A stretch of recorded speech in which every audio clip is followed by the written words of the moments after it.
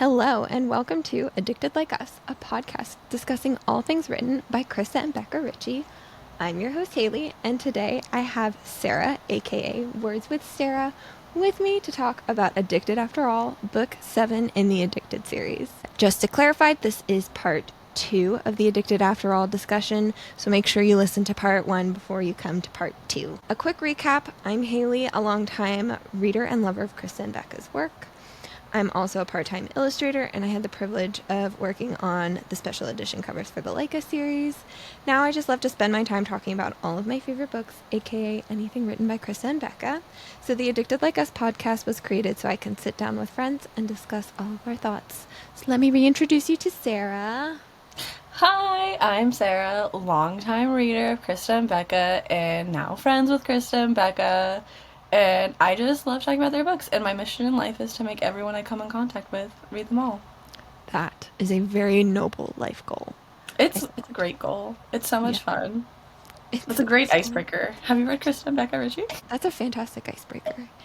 Okay, so before we dive into this discussion, I am issuing a massive spoiler warning, same as for Addicted After All Part 1. You should have read this book because we're just going to be spoiling the heck out of it. So if you haven't read it, come back after you have.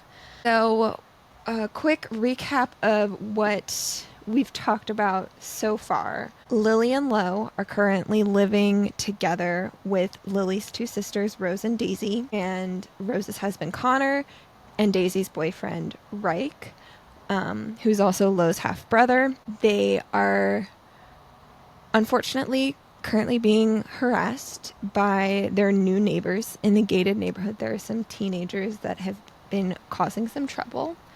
Also, Lily and Rose are pregnant, and they're kind of adjusting to pregnancy. Lily, because she's a sex addict, has a different perception of sex and in her brain, but she's also super hormonal, which is completely normal. So it's right now she's kind of learning how to cope with what's normal and what's her sex addiction.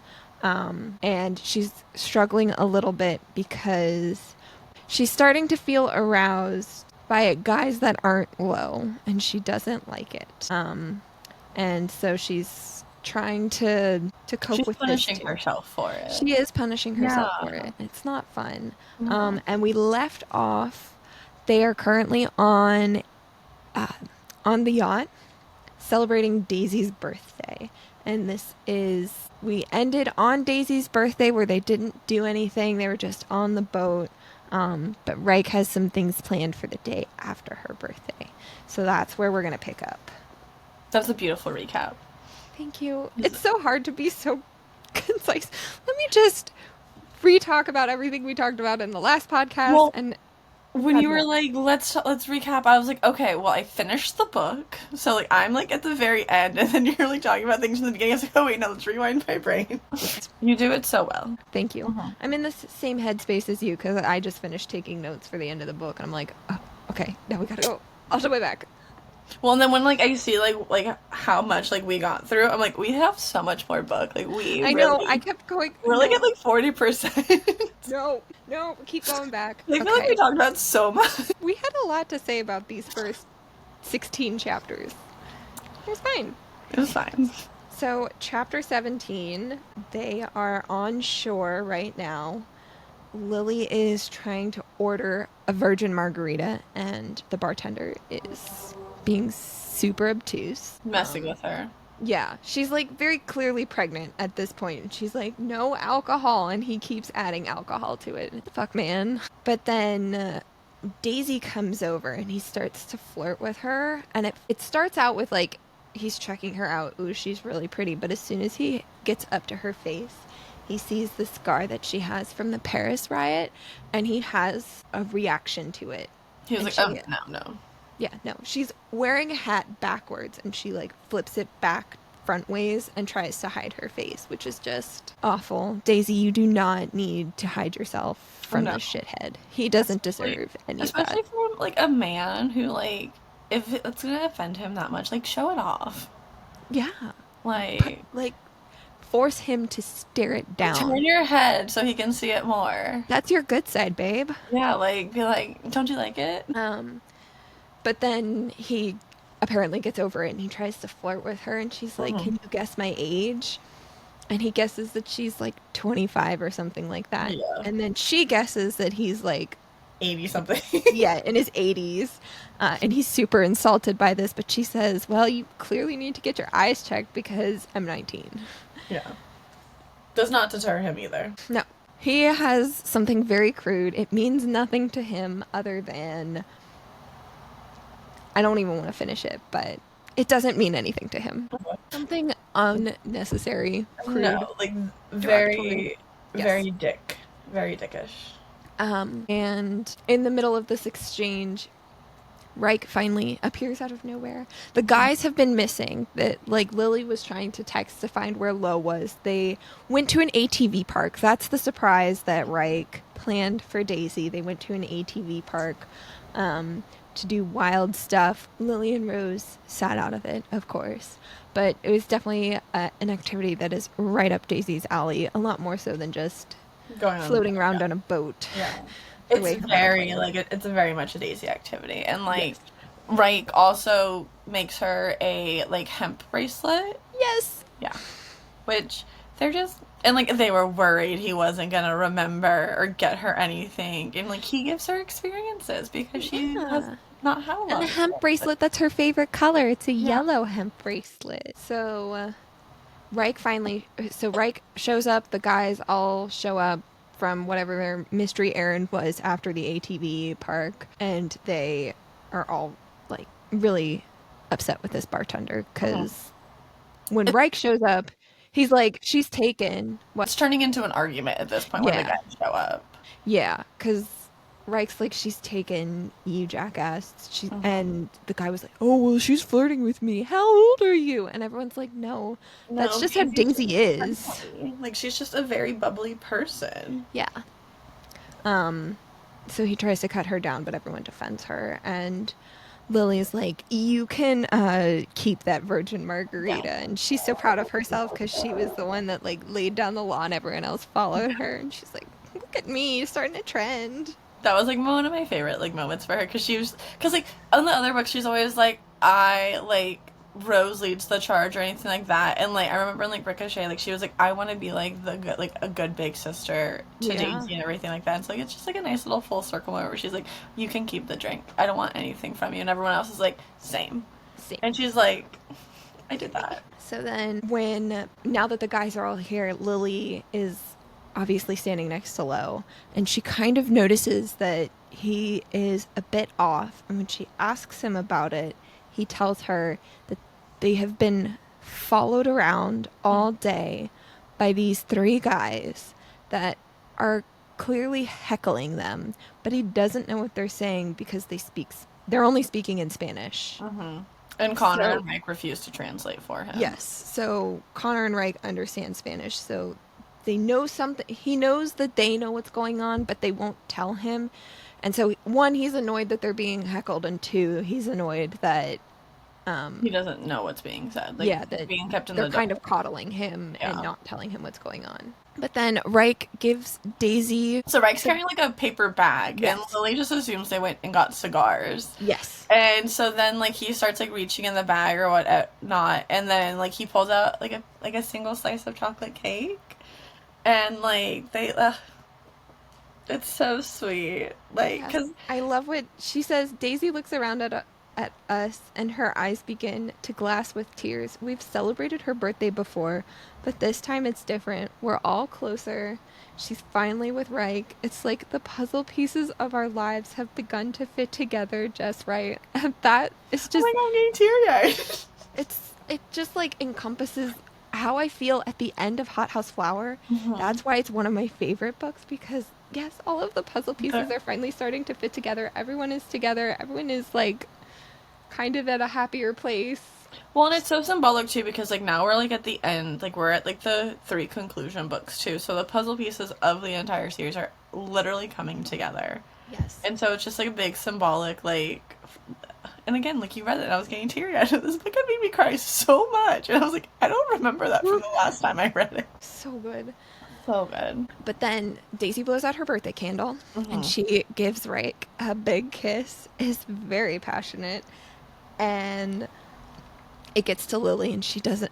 It, like, makes her uncomfortable because that's her sister and her sister's boyfriend making out, and all of the couples are suddenly starting to pair off and like flirting with each other. So she turns to Lo, and he decides, like, he can kind of tell that she's feeling off, so he pulls her onto the dance floor.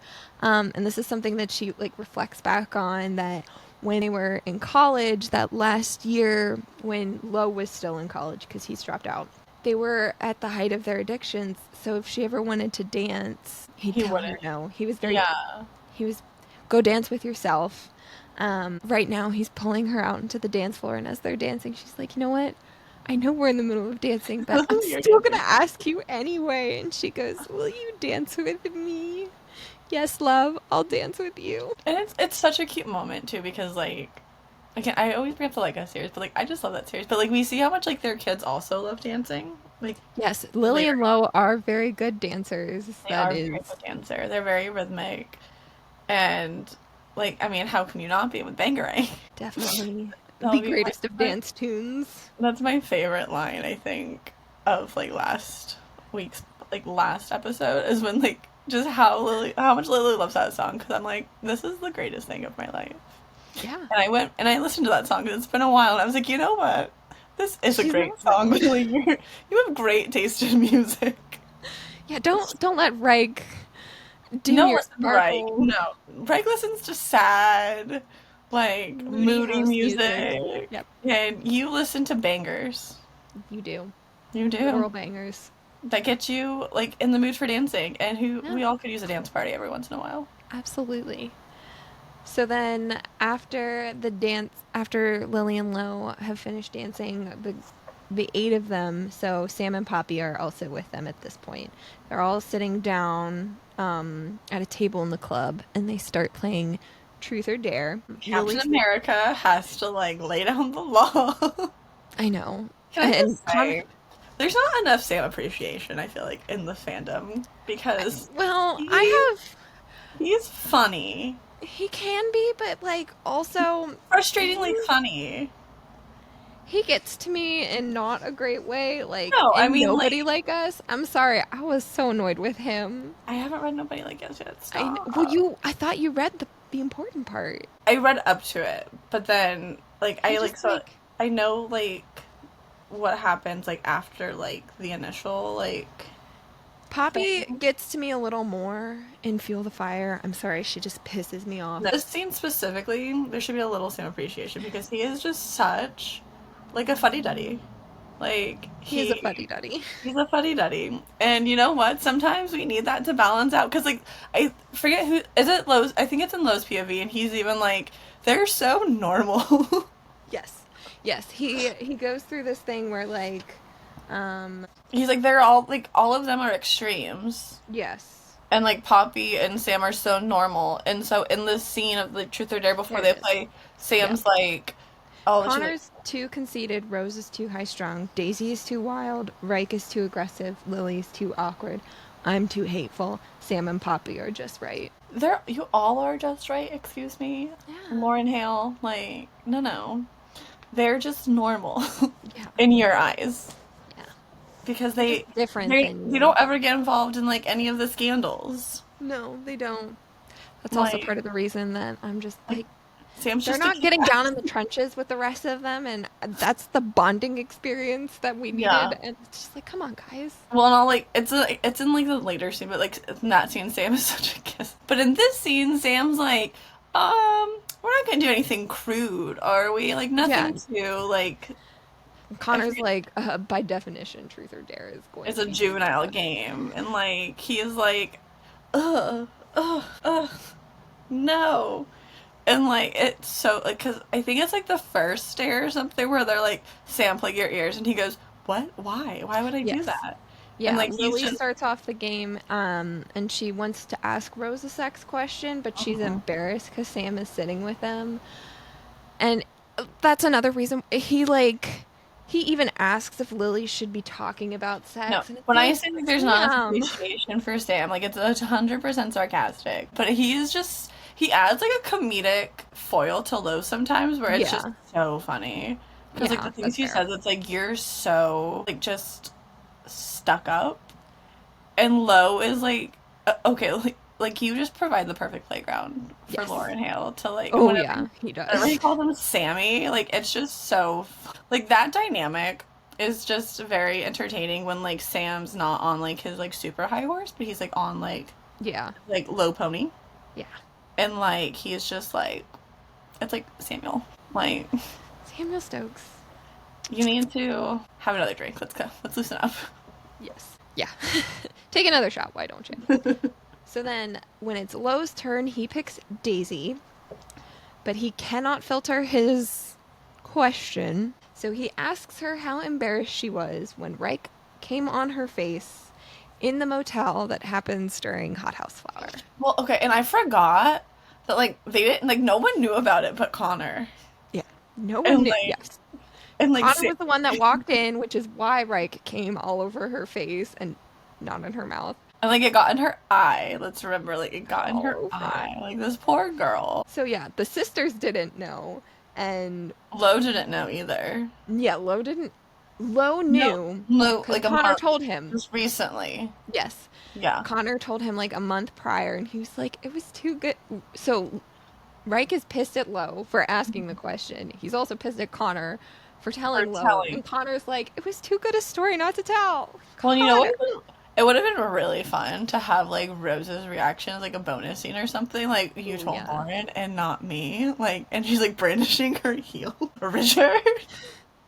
But like, okay, so also like it's important to note in this scene, like after Lo asks that question, he feels so bad, and He does. like we He's see like Lauren Hale like having remorse and be like that was like an old Lauren thing to do. also in that moment. I hear Sam mutter to Poppy, "Where am I?"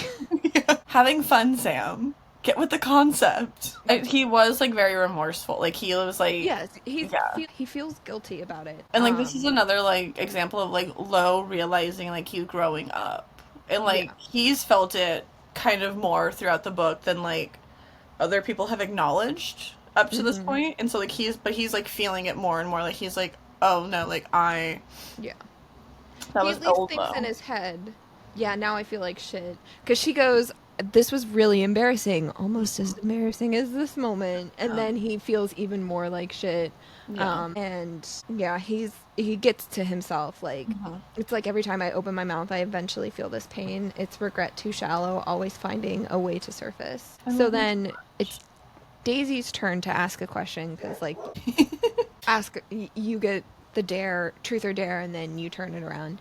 so much. Daisy's Oh, there's really also nice. a rule of this truth or dare game where they can't ask each other, like their like partner. No husbands or wives Yeah. or significant others can ask each other.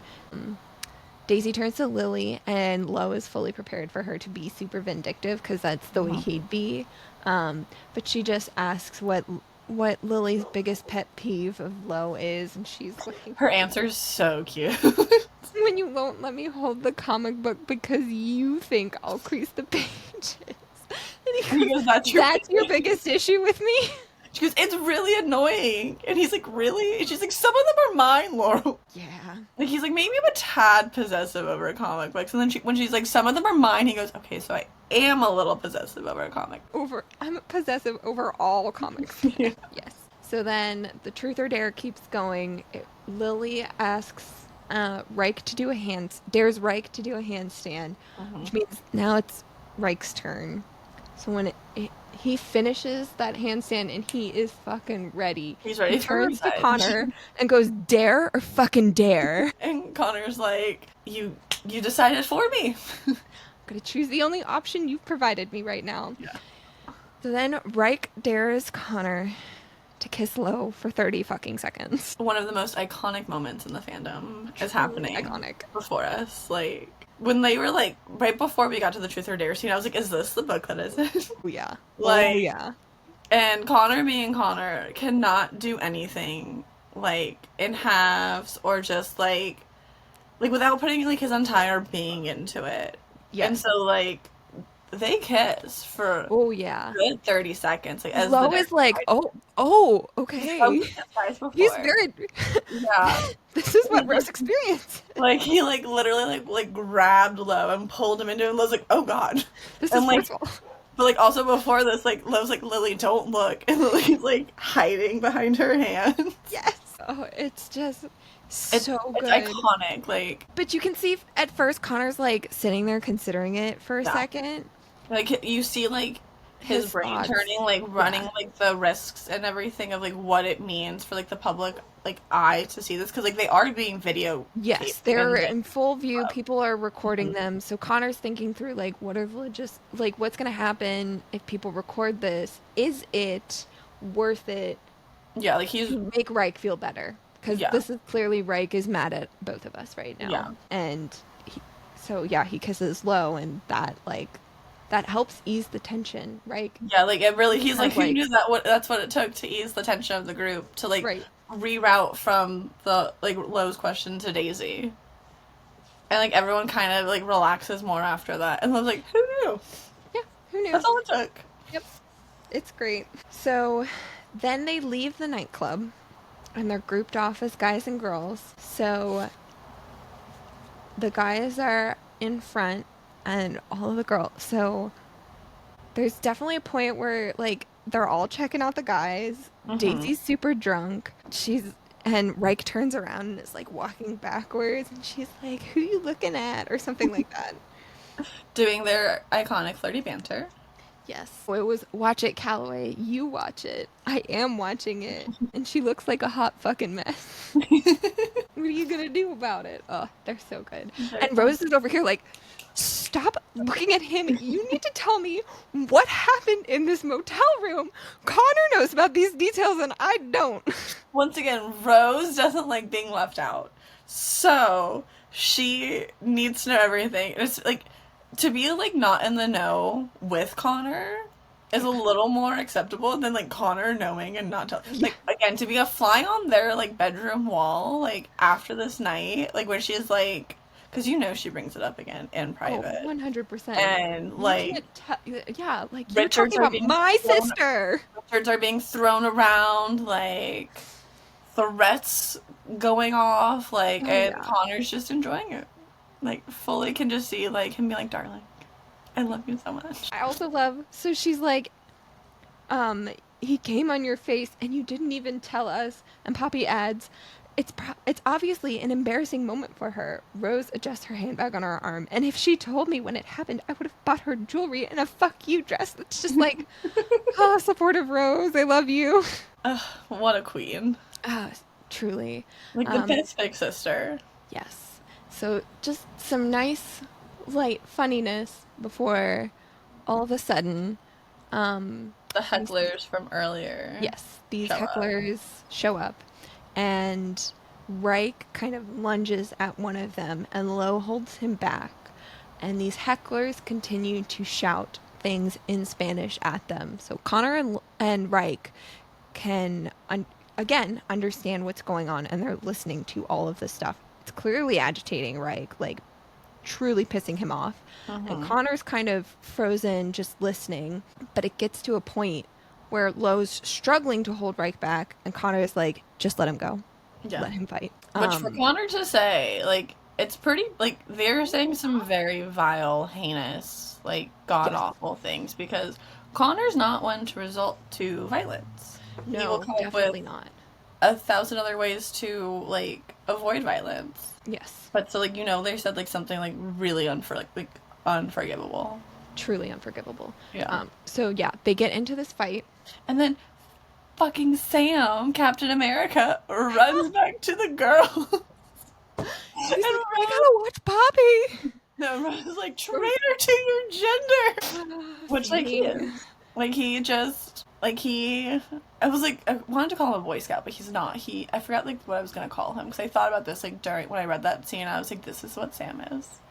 But he just, like, runs back to Poppy, and Poppy's like she's Also, not fainting. Like, she's not, no. like, The other thing to note is Poppy, Lily, and Daisy all have bodyguards. yeah, Um, and so Poppy's got a bodyguard right now. yeah. And Lily and Daisy also have bodyguards, and they're currently trying to encourage theirs to leave them And and go go help the help the boys. guys. Yeah. And they're hesitant at first because obviously they're contracted to keep the girls safe, and this is a hostile situation, so it's like we don't want to leave you defenseless.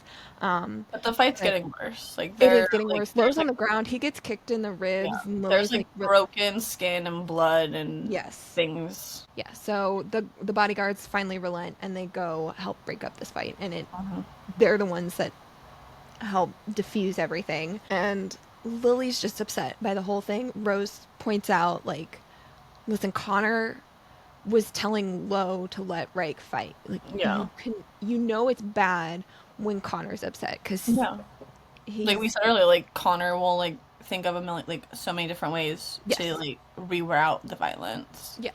So she tells Lily, like, there's only so much that we can handle as human beings before we break. So that was a moment when they needed to take care of the situation. And then Lily goes over to Lo, and she's afraid to hug him because he was just kicked in the ribs, and Hmm. she doesn't want to hurt him anymore. But he's like, "No, come here, Like I'm I hugging need you." like yeah.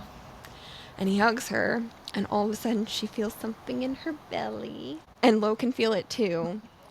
And they realize that it's Maximoff finally moving in her tummy. And can I just say, it's very on brand for Mafi to be kicking after a fight.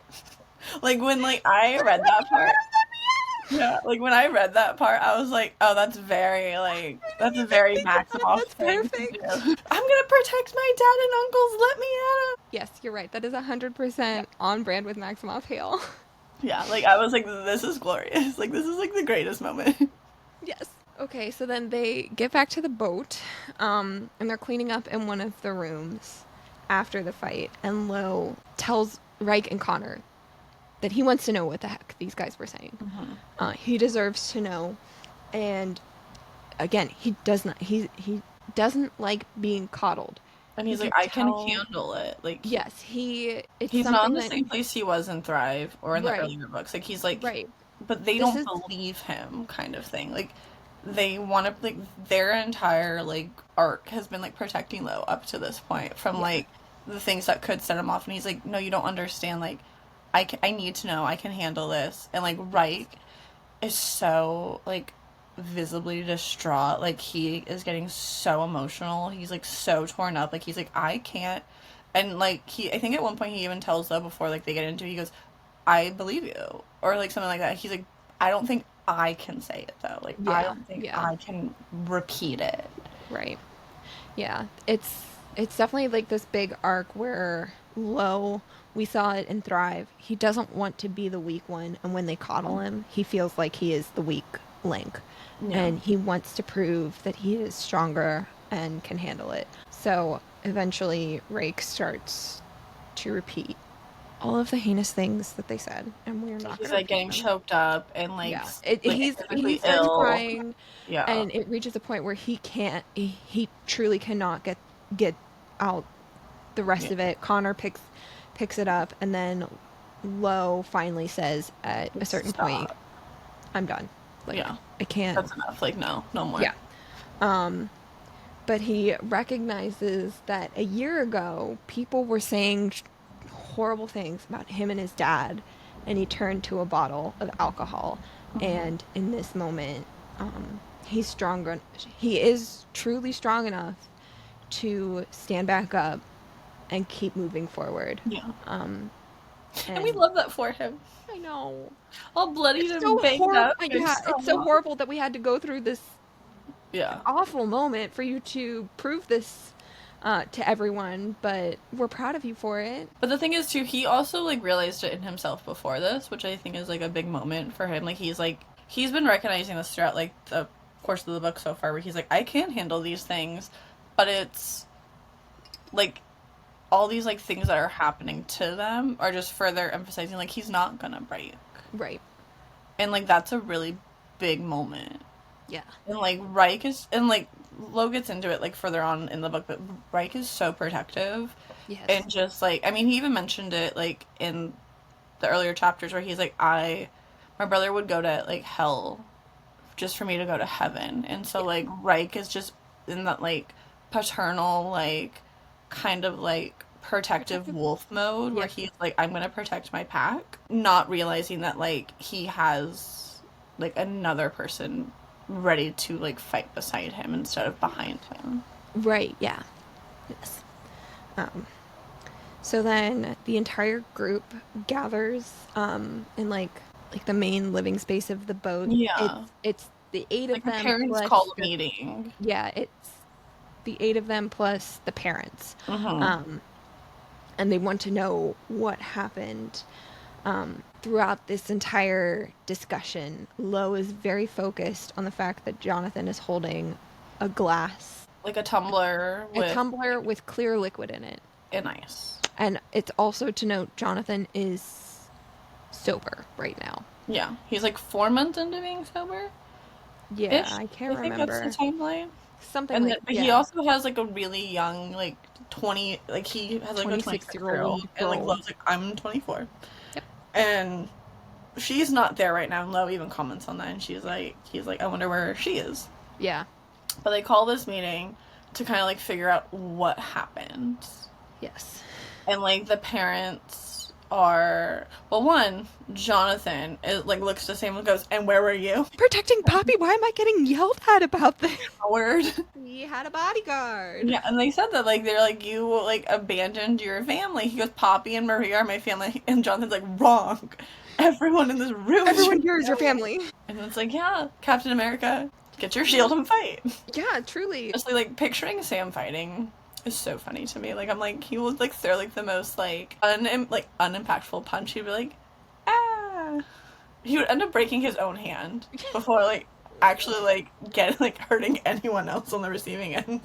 So they questioned Sam because Poppy had a bodyguard. She didn't need protecting. But in the same vein, they're like, Connor, you were actually in the fight and Rose didn't have a bodyguard. And So he they goes, I questioned- trusted my wife to Yes. like keep herself safe. Yes. I love Jonathan again is kind of needling at Connor during this. Because you know they have that animosity going between us. Like Yeah, between them throughout this we entire book. continue to see that, and he says, I'm not a knight in shining armor, and I've never insinuated myself to be one. I leave that to the men who straddle horses and prance around in meadows.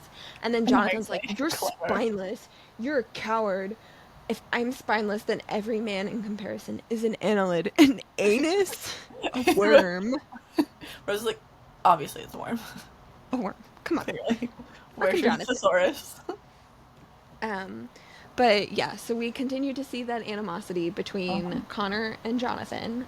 It's not going anywhere. So they decide that The going guys are forward, getting the guys bodyguards. should get bodyguards. Yeah. And Rose is like, you know what? I support this Yeah. gender equality and all of that. And they're like, Rose, you're getting a bodyguard too. She's like, what? And Connor's like, you just said gender equality. It's fair. And like Connor's the only one in the situation who's excited about this because like he wants Rose to have a bodyguard, Yes. and she's refused. And so like now that like he's basically won like their like chess game of this, and he's like, I'm better. I win. Darling. Yeah. Meanwhile, Rose is like, grr, because like now she can't back out because she said it herself. Like She did. She's backed Yeah. herself into this corner, but the bodyguards are truly entering the scene, guys. Not the same ones that we've talked about from like the The security forces is starting to form. Like Gen 1 is here. Yes. Gen 1 is like Yeah. yeah. Alpha. Yeah. So then after the bodyguard, Reich is also kind of against the idea of Yeah. the bodyguard It's because like he they're not feels gonna like- follow me. They're like Yeah. I do all this stuff. Like no, and he's just like, how about you just have one? Greg's like, how about you just have one when you're with my daughter? Yeah, so Reich is trying to defend himself, and it comes to Greg says that he would really like to have a talk with Reich about his future, so something to remember for later. This is when Lo finally cracks, and he grabs the glass that Jonathan's been drinking, and he, like, Lo, you could have sniffed it or something. I think Yeah. he would have smelled it, but he doesn't. He just drinks it. Well, And- because he's also in his head. He goes, it's just water. It's Yeah. just water and lime. It's just water and lime. And does Jonathan goad him? And he's like, you don't trust me? Go ahead. I then," think or it's something. after. No, it's so Lo drinks it, Oh, And and then Reich is like, "Whoa, what the fuck did you just yeah, do?" And he drinks it too, and or Lo reassures him that it's just water, and yeah. Reich drinks it afterwards just to confirm. And Jonathan's like, "You don't trust your brother?" And then he's like, he doesn't trust you, Jonathan, Yeah, no, and the hold you have over Lo. no. So that kind of turns into a fight between Lo and Jonathan, and obviously Jonathan is a trigger for Lo, so he winds up leaving and getting air outside, and Lily joins him, and they reminisce about a trip that they took on this yacht with their dads. They had like a business trip to the Cayman Islands, and they brought Lily and Lo with them. But right before this business trip, when they were kids, Lily and Lo had a pretend wedding. So while they were on this vacation, they were still feeding into this pretend that they were Mm-hmm. husband and wife. And And they were like Jonathan was even 7. feeding into it too. Yeah, he goes, go tell your wife it's time for dinner or Yeah. something like that. Yep. And is this the chapter where Lo is like, I'm gonna marry you He again? says, "I want Some to like, remarry you yeah, again. We're gonna blow our 7 year of like I'm gonna blow my 7 year old wedding out of the water," something like yeah. that. And Lily is just so protective of Lo too. She goes, it's okay, we can wait. Like we don't have to do Or it. yeah, if it doesn't happen, it doesn't Yeah, happen. As long as we're together, that's all I need. yeah. And he is He's just like, no, adamant. we're gonna do it. Yeah, he's very adamant. Like, no, we're gonna get married. This is happening. So now they're back from the trip. It's April. The trip was in February for Daisy's birthday, so it's a couple months later. Lo is currently painting the nursery. Like they're just now painting the nursery walls blue. But across the hall is Rose and Connor's nursery. And like again, like Rose is like adamant that she's like having Having a a girl. girl. And Hmm. Rose will not like concede to that. So the room is all pink and princessy and like there's like a Very chandelier. extravagant. Yeah, I Yeah, know. like very like she hired like a decorator and like Lily even commented I think that Rose offered to hire like gave her like a few Hmm. different decorators for the nursery, and Lily's like, no, I want to do this on my own. But Yeah. like, it's starting to make Lily feel like she goes, what if Maximoff hates this? Like, what if he feels like he had like a lame nursery? And like Lo's like reassuring her, and it's just like, oh, Maximoff will love anything and everything his parents do for him. So then the other thing, again, to note is that Rose and Connor were gonna go with Hale Co. baby products, Hmm. and they have canceled all of their orders for that and decided to go with a boutique in Paris instead because, Because of the feud with like the Cold War between Jonathan yeah, and while they're decorating, they ponder a little bit about Rose being a mom. Only because she's so outspoken about children. They're like, can you imagine Rose being a mom? Mhm. It's not for any other reason. Yeah, like they don't have any like opinions on it. They're Right. just like just speaking out They're just loud. trying to picture it. Yeah. Um, but Lo defends her and says that she'd drop anything. She'd clear her entire schedule. If someone needed her, she's there. And I Hmm. love that. Lo can recognize that in her. Listen, like Rose and Lo have like the quintessential like big sister little brother relationship. Like they Yes. will like be at each other's throats all the time, but like the second like the person like needs like they'll be like the first person to defend them to like a Oh, yeah. stranger. Yeah. Oh, yeah. I can pick on her because she's my sister, but you can't pick on her. How dare you? We also see that Lily is giving Reich the silent treatment because she's just Mhm.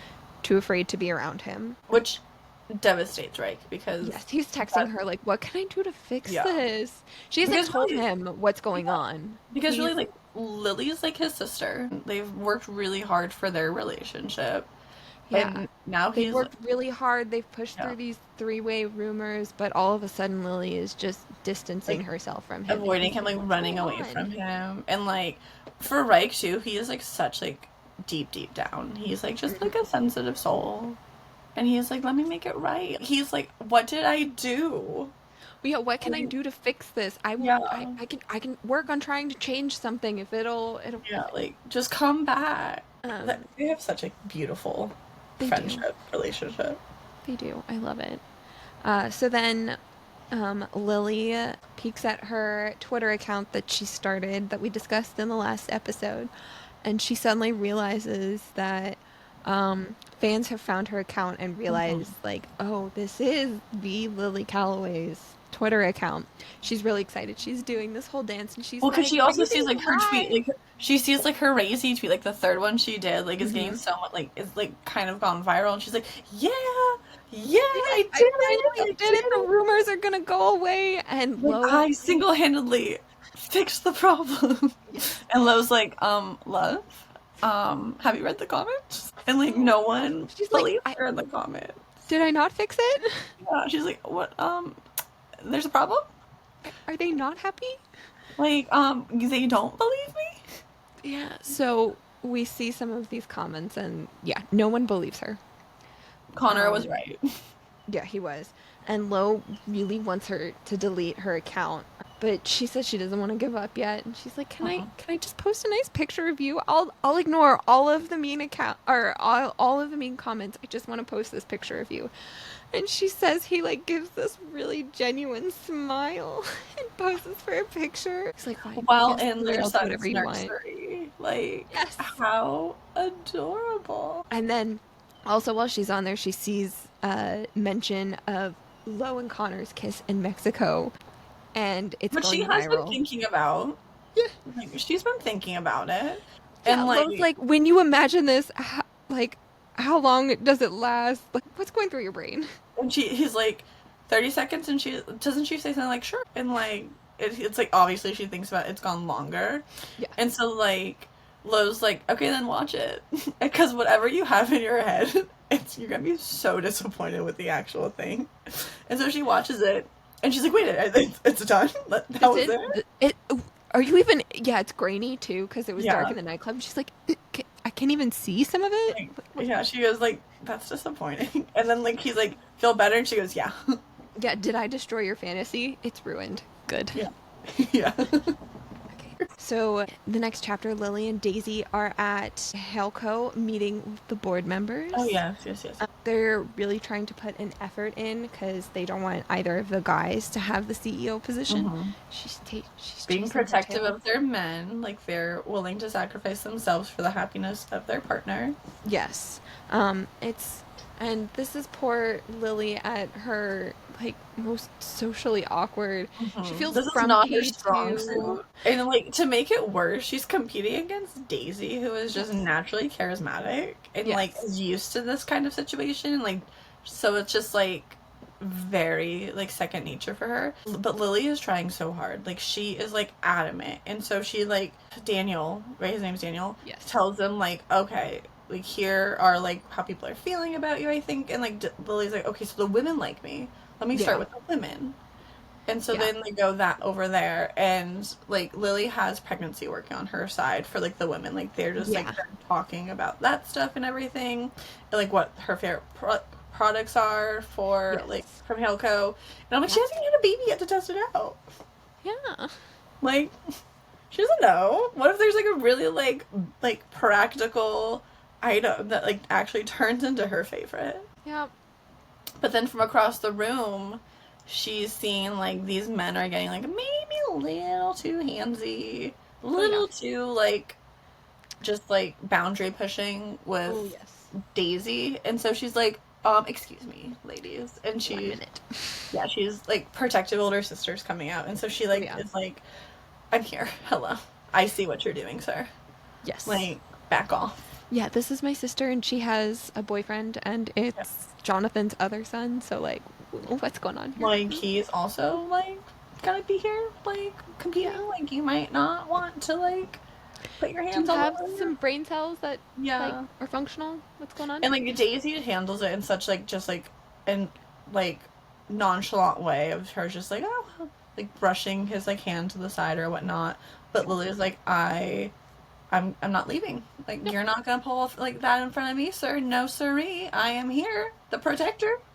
And then what happens? Maximoff is like, "Yeah, I'm here too," Yeah. and he unfortunately kicks Lily right in her bladder, and she Yeah. pees her pants. And she is mortified. I Lily, with her anxiety, it just, like, she's like, oh my god. adds a whole Like, new level.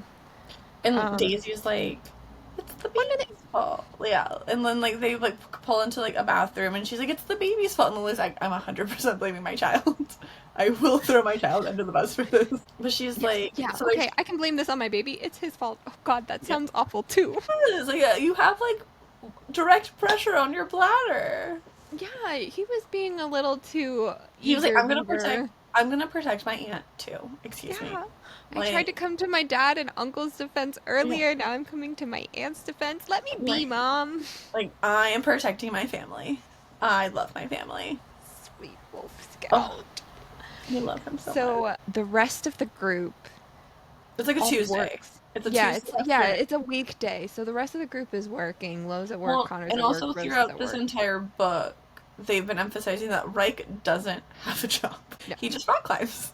And like does whatever Reich does. And so like you said, like they're like all these like everyone else is working, and so like Daisy's like, I'm gonna call Reich. And she goes, no, it's fine, it's fine, it's fine. Please don't do that. And then like Reich answers the phone, and like Daisy's like, hey, like are you like available? And he's like, well, I'm gonna go to Ralph Stover or something like that. yeah, Ralph Sobers. And Lily's like, no, that's fine. Like, we just calling to say hello. Like, no big deal. And Lily's, You have fun with Ralph Stover. and he's like, I don't want to keep him waiting. And because like Daisy asks to bring Lily some clothes, and Yes. she's like, I don't want to keep your friend waiting. And like Rex on the other end, it's a national park. It's not a person.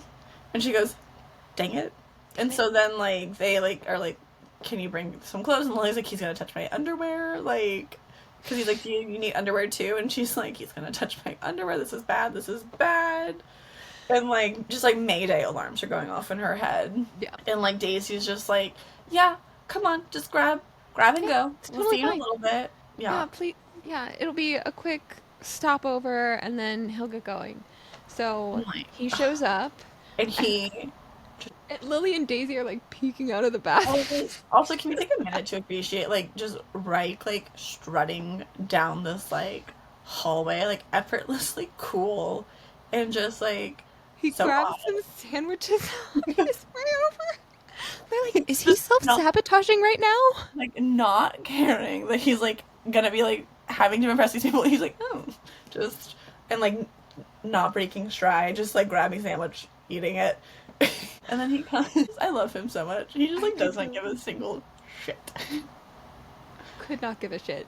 Unapologetic. Yeah, so then he comes into the bathroom, gives Lily her underwear. And she's like, he's like, isn't she like hiding in like the stall from him, or like she's like hiding, like she's like, Yeah, she hides in the stall. and she's just like grabbing without like. So now that he has her in the bathroom, he's like, you know what? I need to talk with you about what's And, going on. and Why? Liz like, this was a setup.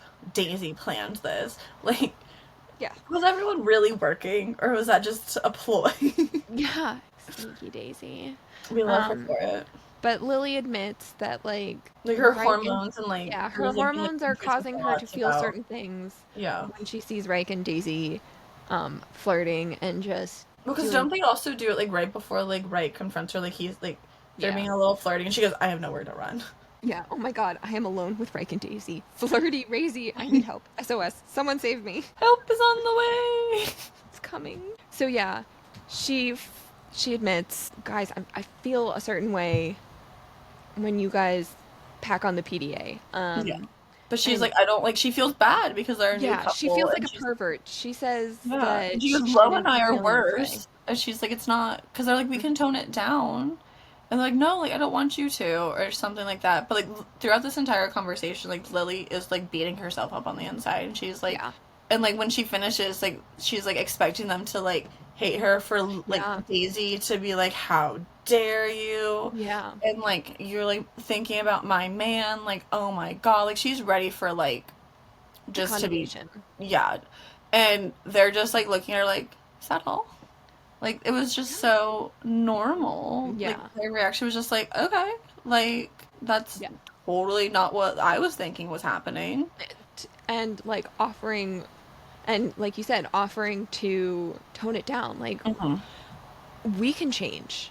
If Yeah. this is affecting you this badly, like, we can make a change and make it less hard on you. And then she realizes, like, oh, like, that wasn't so hard to talk about. No. Like, she was like, so maybe I can talk about, like that's a lot, that was a lot easier than I thought it would be, like, and, like, Yeah. there's, like, it's already been resolved, and, like, the Yeah. resolution is here. Yes. And so, like, that was a big, like, growth moment for her, too, where she's like, she doesn't have to beat herself up for these No. thoughts. No. Not at You all. know? And, like, talking about it kind of helped the situation. Yes. To where, like, because it was just, like, building, like, the intrusive thoughts were just, like, feeding off of it because she felt so bad. Yeah. And so, like, then when she finally was like, this is what's been happening, and she wasn't condemned, it was like, oh, relief. She's like, I'm still a good person. Yes. So then, I love the end where he's like, "We're okay now." Yeah. Good. I fucking missed you. But then before Reich leaves, Stacy's like, can you like Do me a maybe solid. kiss me like before you go? But like in front of the board members, and he's like, What which the one fuck? of them is being handsy with you? Yeah. He knows exactly what's going on. And Daisy's like, And, "No, like, no, it's totally fine." And Lily's over here like, I could be. actually. Yeah, this is one of those moments where I'm not going to side with my sister. I'm going to help her. And Mhm. actually, yeah, there are a couple of guys that are. So Well, because they. she's like, nothing, and she's like, nothing great, like, super bad happened, but I think But it would it would really give a help. message if you Yeah. kissed her. So when they leave the bathroom, Reich just Oh, plants one on her. And then as soon as he finishes he plants one on her and Lily's like a couple of guys kind of recoil a little from it. And then Reich finishes and glares at these guys and she's like, and several other men like take steps back. and then I Message think received. And then I think Irene, one of the Hmm. board members, is like, he sure knows how. And she's like watching him like storm out, and she's like, he sure knows how to make an entrance and exit. Like, oh, it should also note that like during like when he's taking these sandwiches, like, and when they're in the bathroom, Reich is like, I thought this was a lunch. What's with the tiny sandwiches? Yes. Like he was He's so like, offended. can I expect this when To I be show up for my closer. meeting? And Daisy's like, why don't you eat beforehand? Like a little not hangry, right? Would probably go a better way. So then the next chapter, Lo and Reich had their turn with the board, and Lo can tell that Lo can tell that the board is treating him nicer because Jonathan told them to. Hmm. He can sense they're kind of holding themselves back and just treating him nicer than he would Kind of expect them with to. like kid gloves. Yeah. He just doesn't feel like he's earned their respect, that like nothing that he's done, he hasn't worked for it, which is just, it's weird for him because Jonathan is the one that's like trying to hand this to him, but Hmm. Jonathan's the one that has always been like, you need to work for what, like in Thrive, it was mentioned that Lo wanted to go in the pool and Jonathan was like, are you going to swim competitively? Well, then no, you haven't earned the right to use the pool. Like Jonathan has always been, you need to work to earn Hmm. whatever it is you're going to receive. And this is a weird moment where Jonathan's just like, no, I want you to have Like, this. You don't yeah, even like, need to work for it. I'm gonna make this easier for you. yeah.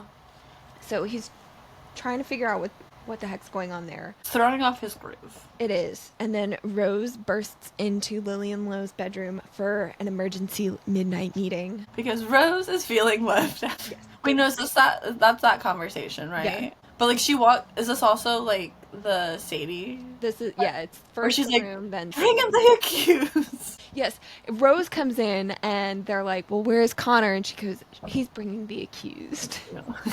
And he comes in with Sadie.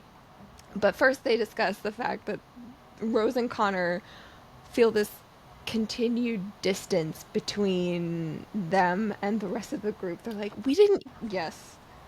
Yeah, there are a couple of things that I love. Oh, we're being left out of important discussions. I don't know where she says it, but she thinks that it has to be proximity. Like Yeah. she sleeps On in the the main bedroom. floor. Yeah, Like on in the the first master bedroom. floor. Everyone else is up on the second floor, and she's like, well, I want to move upstairs because I was downstairs for all of this. And if it's not the fact that I'm not near you, then it's something else that you clearly favor Reich and Daisy over me, which is unacceptable. um, yeah, if it's not proximity, then it means you both favor Reich and Daisy over us, and I'm giving you both the benefit of the doubt. I look to Connor like, come on, he can't agree with her. I don't believe you're playing favorites, but it's frustrating, even for me, to receive information later than I like. And then he 100% thinks they're playing favorites. And then Lily calls over to Lo and she's like, we're the popular ones. I love this scene so much because she's like, because they're the glue of the group. They are. They're the one. They're that connecting piece to the rest of them. They're how everyone has been brought together, like since Addicted to You, and like for them to actually realize that, it was so cute because like Lily's like, are we the popular ones? And Lo's like, I've never been popular in our lives, but we're the popular ones. This is great.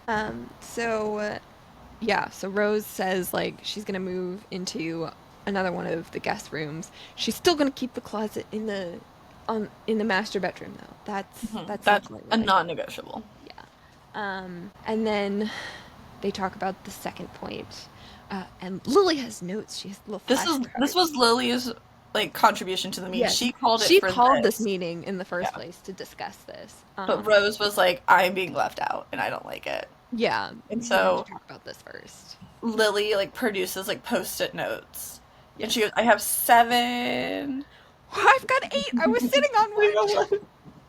But it's essentially to talk about, and at first like Lo has no idea what this is about, and so like when Lily starts to talk about like it's about like having newborns with a cat, like he's like, what? And then she starts to say like cats have been known to smother them or to like suck their breath out.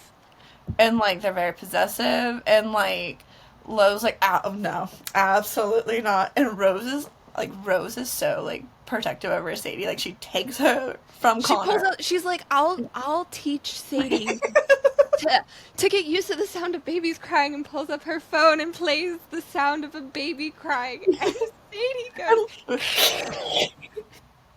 And Lily, it also should be noted, Lily's terrified of Sadie. So like when like Sadie does that, like Lily freaks out, and Lo's like, no, the cat has got to go, and she's like, yeah, and even Connor's like, no, that's not gonna work. I'm gonna take her to Frederick. And like Rose is like fighting. She's like, absolutely not. No, like this is not happening. She's part of the family. She's freaking Cobalt. We're not separating. Abandon her. Yeah, and so then like they talk about it, and Rose gets outvoted. She does. But don't worry, Sadie will be vindicated. She will. And then the meeting ends when they overhear Reich and Daisy shouting. Lily's panicked because, again, she is the biggest Razy shipper. And they're all expecting their relationship to end. Like, it's a big, like, theme throughout the book that they're, like, when you guys break up, all these things, like, they're... So, like, it's like Lily's worst fear. Like, she does not want them to break up. So, like... They're all, like, they all run to the door, they hear it, Lily's panicking. Yes. She thinks they're fighting. Because it's just that they're shouting, but it sounds like they're fighting. So they run to the door. Lily and Rose are, like, putting their ears up to the door to try and hear. And it's basically just, like, a Reich and Daisy fight. That Reich is trying to get Daisy... To do what she actually... Take her Reich in for maintenance, and she doesn't want to, but... It gets resolved really fast. Like it's just like a disagreement. It's a minor couple fight. It's just a normal couple fight. And then, but then they start to hear like a bang against them. They hear banging. They hear Daisy. They hear Daisy's groans, and Connor and Lo are like, ugh. And then they hear Reich's moans, and Lily and Rose are like, ugh. And they all kind of like scurry away. Scurry away. But Lily's very happy because it means that Reich and Daisy are totally fine. Razy is alive. Yes.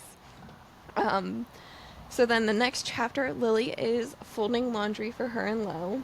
But as she's doing that, she notices that she's folding a pair of male underwear. No, it's for the girls. Like, she's folding it for the girls because they're like, the girls will do their laundry together. And she's like, I don't know. She assumes that all the guys do their own laundry. Right, yes. So she's, like, folding the laundry, and, like, Rose is calling her because they're, like, about to, like, do something. And she, like, picks up like these underwear, and they're like they're like forest green. They're just like a hunter green color, and she's like, Yeah. oh. And then she's like, That's that's not not a color. Lowe's. That's not a color Lo would wear. And she goes, oh my god, they're right. And so then It's she's just like, like the logic. This is Reich's underwear, and it touched his penis, so then yeah. I touched his penis? And No, no, she's no, like, no, no, no. no, I'm not going there. We just got better. And so then like she gets like Lily angry. Yes. And so she like leaves the where she's folding laundry and goes out, and like was it like they're like we're waiting on you, and was she the last? Like she wasn't actually the She's last not the one. last person, but they were waiting on her. Daisy's the last Yeah. one to show up. And she was like, I'm not even the last person here. Why were you shouting? And then she like looks at Rex. She goes, you. She goes, what? You're sneaking your underwear into our laundry. I goes, Yes. It's Rose brings up the laundry, okay. and Lily is like kind of uncomfortable, so she has to admit that she touched Reich's Right. underwear, and she explains why she feels weird about it. And they like it just gets resolved there, but she's happy that she's finally reached this point where she can have this conversation Uh-huh. without waiting as long as she did, like with this other problem where she was feeling aroused by things that Reich and Daisy were doing, that she can just have this conversation in the moment and have it resolved there. Also, like it's really funny that like Reich just like threw in a pair of underwear that we know about. He could have thrown in all of his clothes, but only his underwear were mentioned. So he's like, yeah, I just need these washed. Nothing else. Okay. This is my favorite pair of underwear, so I'm just Like gonna like chuck this that is my in. lucky rock climbing underwear. I wear it for every climb. So obviously I need it. Yeah. So then Daisy is the last person to show up to the meeting, and everyone is very surprised at her hair. Into the next chapter, she's very embarrassed that everyone's staring at her hair because it is highlighter yellow. It is. I thought I had a highlighter on my desk, but I don't see it. But it is, yeah, like it's like that neon yellow that like we all know from like Neon green. school. Yeah, it's not. And I don't know if we mentioned, but like, so Daisy has been dyeing her hair different colors ever since she dyed the different strands in Hothouse Flowers. She's just kind of going on this experiment. She's just experimenting right Well, now. and it's because like when she was a model, like she couldn't like her Yeah, hair was like the her image, yeah, and like her that's what like brand. that's what like designers and everything they had control over her hair Yeah. more so than she did. So like she's really kind of like experimenting with finding herself through her hair. Yeah. And I think she was trying to go platinum blonde. I don't know if they. She's definitely trying to go blonde. They ask her like, "What color were you trying to go?" She said Yeah. blonde, just blonde. Yeah. Okay. But it clearly didn't work. She also says that she's just gonna leave it. I think this is the moment. Maybe not. No. Okay, that's right. So then they're all gathered because they're gonna learn baby CPR. And obviously it makes sense for the parents to learn CPR so that they can help their babies. But Reich's over here like, I don't even know why I'm learning CPR. You guys don't want me around my Well, baby. it should also be noted that Rose and Connor are teaching this class because they already got CPR certified, and they didn't want to go take a class out in public just because then it would be like Right. chaos. And so they're all learning it together now. And like Reich is like holding the baby like He's holding it head like a first football. and like head first in the armpit, just like ready for like the huddle. Lily's like, this baby is suffocating right now. I can't breathe. And she, cause like during the entire thing, like Lily keeps like eyeing like Reich as like the baby. Yeah, so then Lo is like, Reich's over here. He mentions the way Reich is carrying this baby doll. And Reich's like, I don't even understand what, like, you guys don't want me around your kids. I think Rose says something like, cause like Daisy says something too, where she's like, "Are you gonna let us actually watch your kids or something?" And Rose is like, "If you pass this Oh, class." yeah. Why do we have to fucking do this again? You all probably won't let us babysit your kid anyway. And Lo says, if you plan on holding him like that, I'm not going to. And then he ends up, and Lily smiles because Reich adjusts and he's cradling the baby the way Lo does, and she's like, "Oh, so cute." Yeah. Um, and then, and then Reich turns to Connor. And he's like, "Okay, fine. Yeah, I could be taking care of Lo's kid, but I can't see you letting me take care of Connor's kid." Yeah. Or he says it to Connor, "You're not gonna let me take care of your kid." And he goes, "You'd be surprised at what I'd let you do." Oh, beautiful. And they're eventually going to need all the help they can get. Oh, yeah. So before they start... But doesn't Rose also say in this scene, like, to, like, it was, like, to Daisy, I thought, Oh, she's yes. like, I'd love to babysit you whenever you need me. You'd let me watch your girl, right? and she Daisy might passes. as well have kissed Rose's heels. Our older sister is beaming so happy that someone else is playing into the idea that she's having a girl. And then Rose is like, pass this class first. Yes, if you pass. So then, before they start the CPR class, Lo is like, actually, Rose, I have a gift for you. And he goes to get this gift, and she's like, for me? What? Lo is giving me a gift? Like, it's kind of like she's like, this is gonna be something horrendous. Yes. But she's very careful. It's Rose. She's very carefully opening the present. It's like, you can rip the paper. It's okay. And she's like ignoring him, just like one piece of tape at a time. Yes. And she opens the gift, and it's a bunch of unisex baby onesies, because again, still don't know, but one of them has a green tabby on it, and it's specifically because Sadie is gone, and they could tell that Rose had been crying after. Phoebe's very upset that Sadie's gone too. He is the pet advocate of the Addicted series. This is why my idea from earlier. So yes, Sadie's gone. They could tell that Rose was super upset the day that Sadie left. So this is like she locked herself in her room, and like crying. Lily or one of them mentioned that like it looked like she'd been crying. Yes, just so sweet. And she's like, "Thank you." Just very, thank you, Lo. That was very nice. Just like quick one and done. Yeah. Or, I don't know what to say. Thanks, Lo, you're so sweet. I could hug you, but I haven't oiled my rested joints this morning. And now I hate you again. Very short-lived. Very, very short-lived. So short-lived. So short-lived. So then they start the CPR training. It's so cute. They all try and name their babies. Connor names his Magdala. Rose is like, I got rid of that middle name for a reason. Well, because, like, something, like, Rose said something, he's like, if we're gonna play, like, with magic or fantasy or something, like, I'm gonna, like, name my baby. Oh, like, yeah. He was doing it to mess with her for some, like, and I forget, like, what Rose said.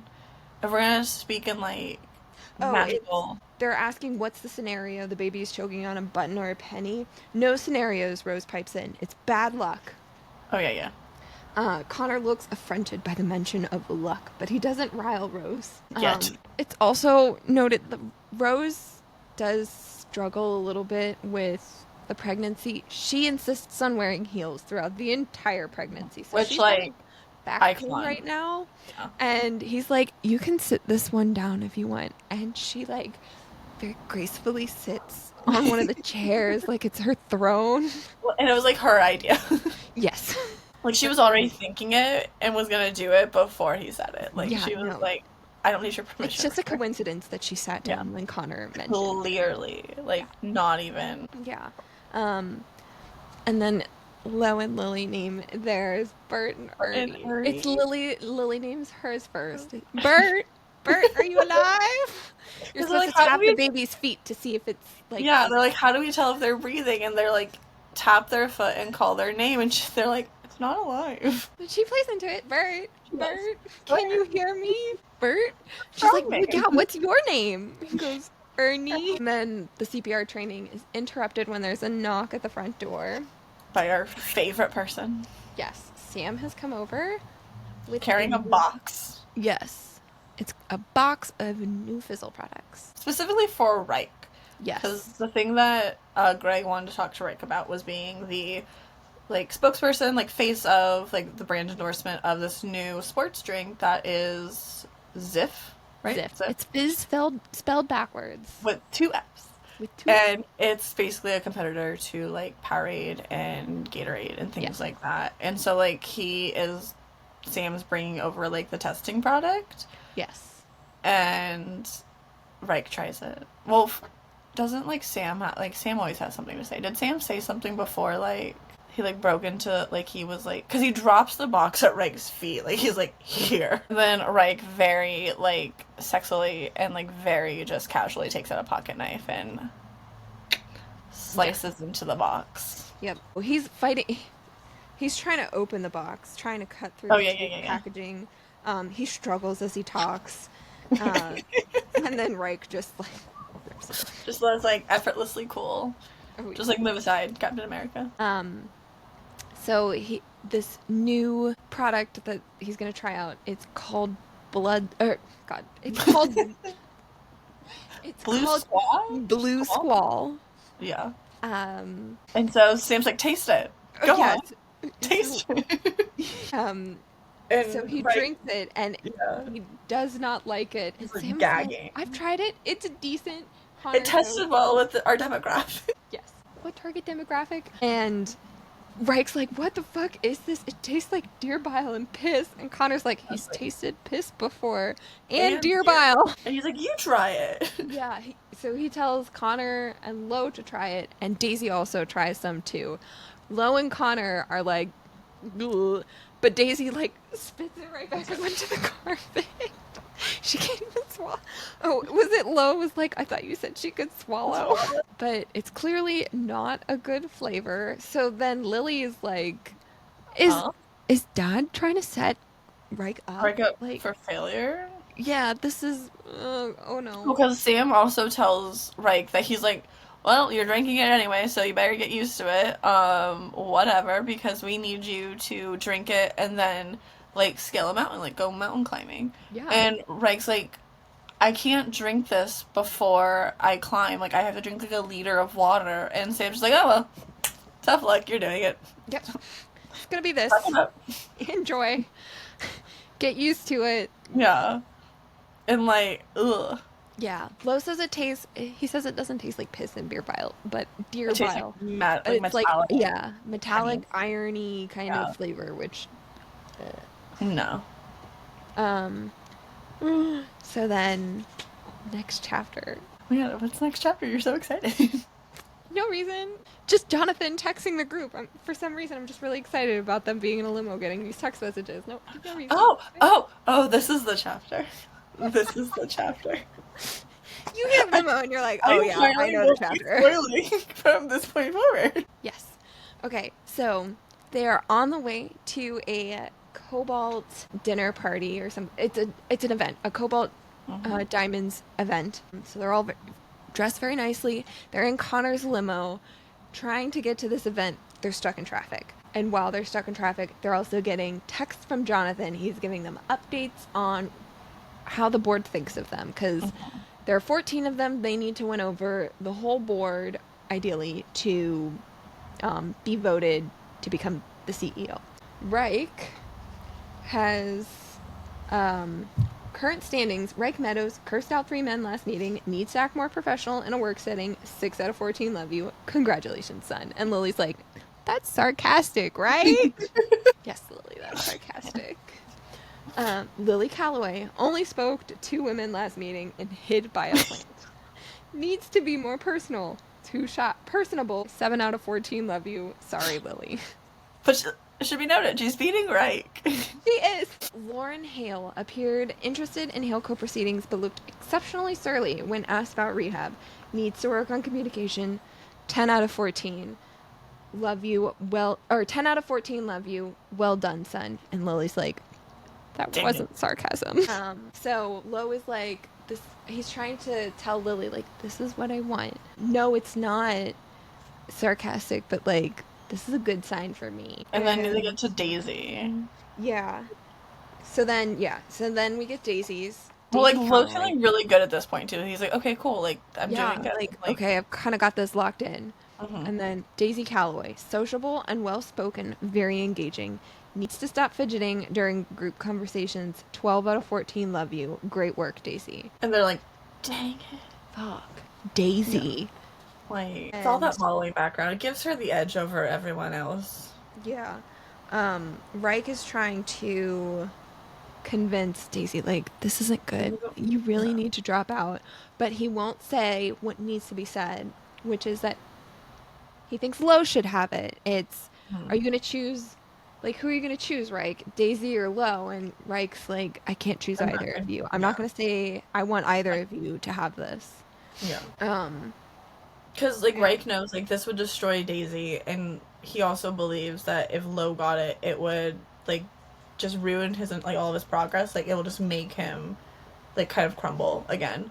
Yeah. And he is, like, just adamant about protecting both of them. I don't think he really thinks Lily can make it. He's like, Lily's not really in contention. No. She's not true competition. No. So they're having this. She's gonna be distracted. It's fine. Yeah. But then while they're having this discussion of like who should have the CEO position, Lily's like looking over and she goes, Rose, you feeling okay? Rose isn't feeling okay right now. She's not at all. She's like, it's fine. They're false contractions. Mm-hmm. You're having contractions right now? Because let's not forget, like, Lily's also pregnant. Like, not that far behind. She's a month behind Rose. Yeah, so she's like, and they're also they're stuck in traffic. So yes, it's not, they're like, fully stuck in traffic like, right now. Gridlocked traffic. Like, they're not moving. And so Rose is trying to assert that these are false contractions. Mm-hmm. Connor has not been contributing to this conversation at all either, because his focus is on Rose. And they're all like, your water hasn't broken. Your water hasn't broken. Yeah, Lo's like, her water hasn't broken. She's not going into labor. Yeah, like, that is the defining factor.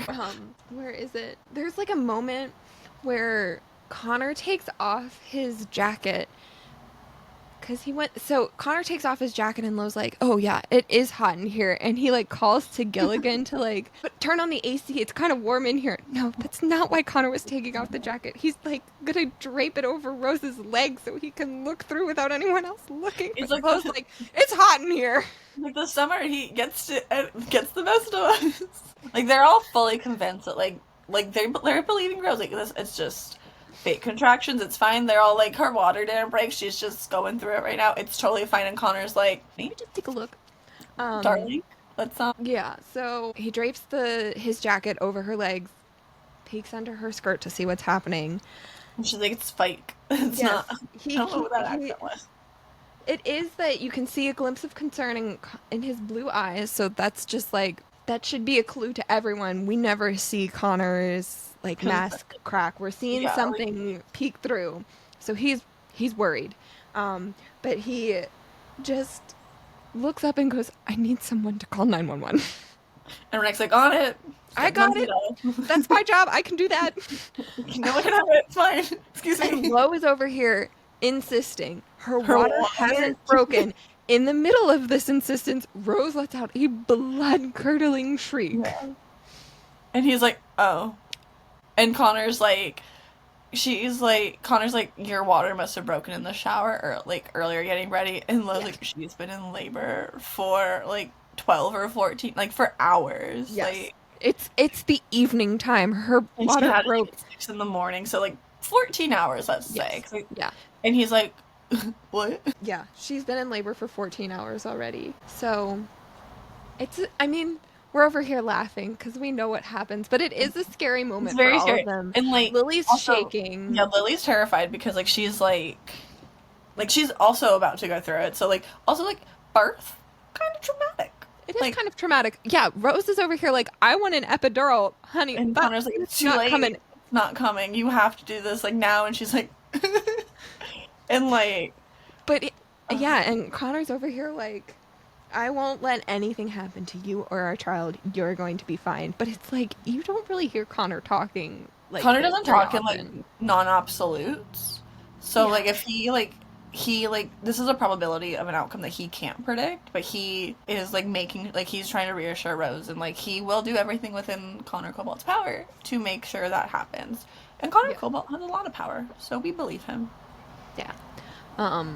And then he tells Rose, like, he says, Rose, your body is ready to have this baby, and if you just let go, your mind will catch up, darling. Because again, Rose, like, this is a traumatic birth experience that's about to happen. Also, Rose again is still very much like, I don't know if I can be a good mother. Yeah, like she's like, and my first test is getting this baby out of me, and I don't know if I can do it. And also like her birthing plan out the window. Oh yeah, know Rose had a very detailed birthing plan, and she had all of her stuff ready and packed up. Isn't she like 3 weeks early too? Like, it's 3 weeks. Yeah. I Yeah, think so like she's ahead of her also due like date. not like so like this wasn't like any, like she could have had like a couple more weeks to mentally prepare to get ready to like her Yeah. mind on board with like her body, and 3 weeks Yep. like before like her body's like actually no, it's Body's like, coming no. down. Fucking And happening Connor's now. like, he goes, we are the two. He says something about like to the point of their minds of being like, there's nothing we can't do. Like, I don't think he's like when we put our minds to something or like we are the two like we are two of the smartest people or something like that. Like we. It's so he says, because we can mention it because it'll get mentioned later, but he says, when you were 14, what was the first thing I ever said to you? Are you quizzing me? Yes. You said I was your greatest competition, and now you're my greatest ally. And then he tells her that she needs to push. Crying. This is where I also cried. So, yeah, Rose is pushing. Daisy is sitting next to her and helping her. Lily, again, is just terrified. Done. She's sitting next Yeah. to Lo. Lo's holding on to her and making sure that Lily's okay. It's Being that very rock for stressful. Like, Lily. Reich is, I think, covering his. Yeah, Reich doesn't like it like when women are in pain. And so like he's like really struggling like cuz there's nothing he can do to help. Everyone's just very stressed in this moment. Yeah. And like It's very hard. And yeah, Rose is screaming because it's a painful experience. he's having a natural birth in a limo. Yeah. Her birthing plan is out the window. There's no epidural in sight. Oh yeah, there it is. So it reaches she's so close and she starts to fade. And this is another moment where Connor's like, Rose, keep your eyes open. And you're like, oh God, I hate Like to see when he's Connor's concerned. When Connor's yeah, concerned, everyone needs to be like 10 times more like concerned. yeah, like everyone please like focus. Like this is like very much all hands on deck. Yes. You're mentally capable of anything, even this. And that's the moment where she screams and Reich has to turn his head away because he can't look. Like, everyone is just not really enjoying the moment. Also, depending on where Reich is, he might not want to see Yeah, the birth canal. fair. Um, so, it's Rose screams like someone is stabbing her in the chest. Shrill, pained screams. My ears blister, and Reich rests his hands on his head. I'm about to rub my eyes, to cover them, to tug at my collar, something to distract my mind. But then, a wail of a high-pitched baby follows Rose's cries. I can't see the child yet. Instinctively, I look for Connor's reaction, and it takes me a moment to realize that real tears well in his eyes. I have never seen him cry. You want to see us cry? You can't cry, but sympathetic cry. I'm gonna cry too. And I've cried so much over this book already. So he's Yeah. holding the baby, and Rose goes, is he okay? Okay. She thinks she's having a boy. Maybe it's what she's believed this whole time, but in this moment, I can see that she'd be fine with it. She extends her arms to take him from Connor. And then Connor lifts up the small baby, hands and legs, tiny but moving and alive. The cries have softened some. She's perfect, as Perfect. far as I can tell. Rose Rose got got her her girl! Again, I told everyone she can will her body. Willed it to happen. She was like, I'm actually going to make this happen. I am science. Yes. I am Doctors, study me. Study my mind. Yeah. She was mind over matter. I am science. Yes. And she's... There should also be like the baby's like wrapped in like Lowe's shirt because Connor was like, Yes, I give me need your to shirt. make He it needed something. And then they do like the skin to skin with like Rose and like the ambulance like gets through. Yes. She goes, hi, Rose whispers softly to the baby. You're a little gremlin, aren't you? You're My little gremlin. gremlin. And then the little baby grabs Rose's pinky, and it's just like, Lo is crying now. He says he's wiping tears away from his eyes. And then the ambulance shows up, and Lo looks to Connor, and Connor says, this is the best and most terrifying day of my life. And Lo's like, you want to know what? Something? I could tell. We all could tell. Yes. But then with this conversation with Connor, Lo reflects back to when they were back on the boat during Daisy's birthday when he was talking with Connor.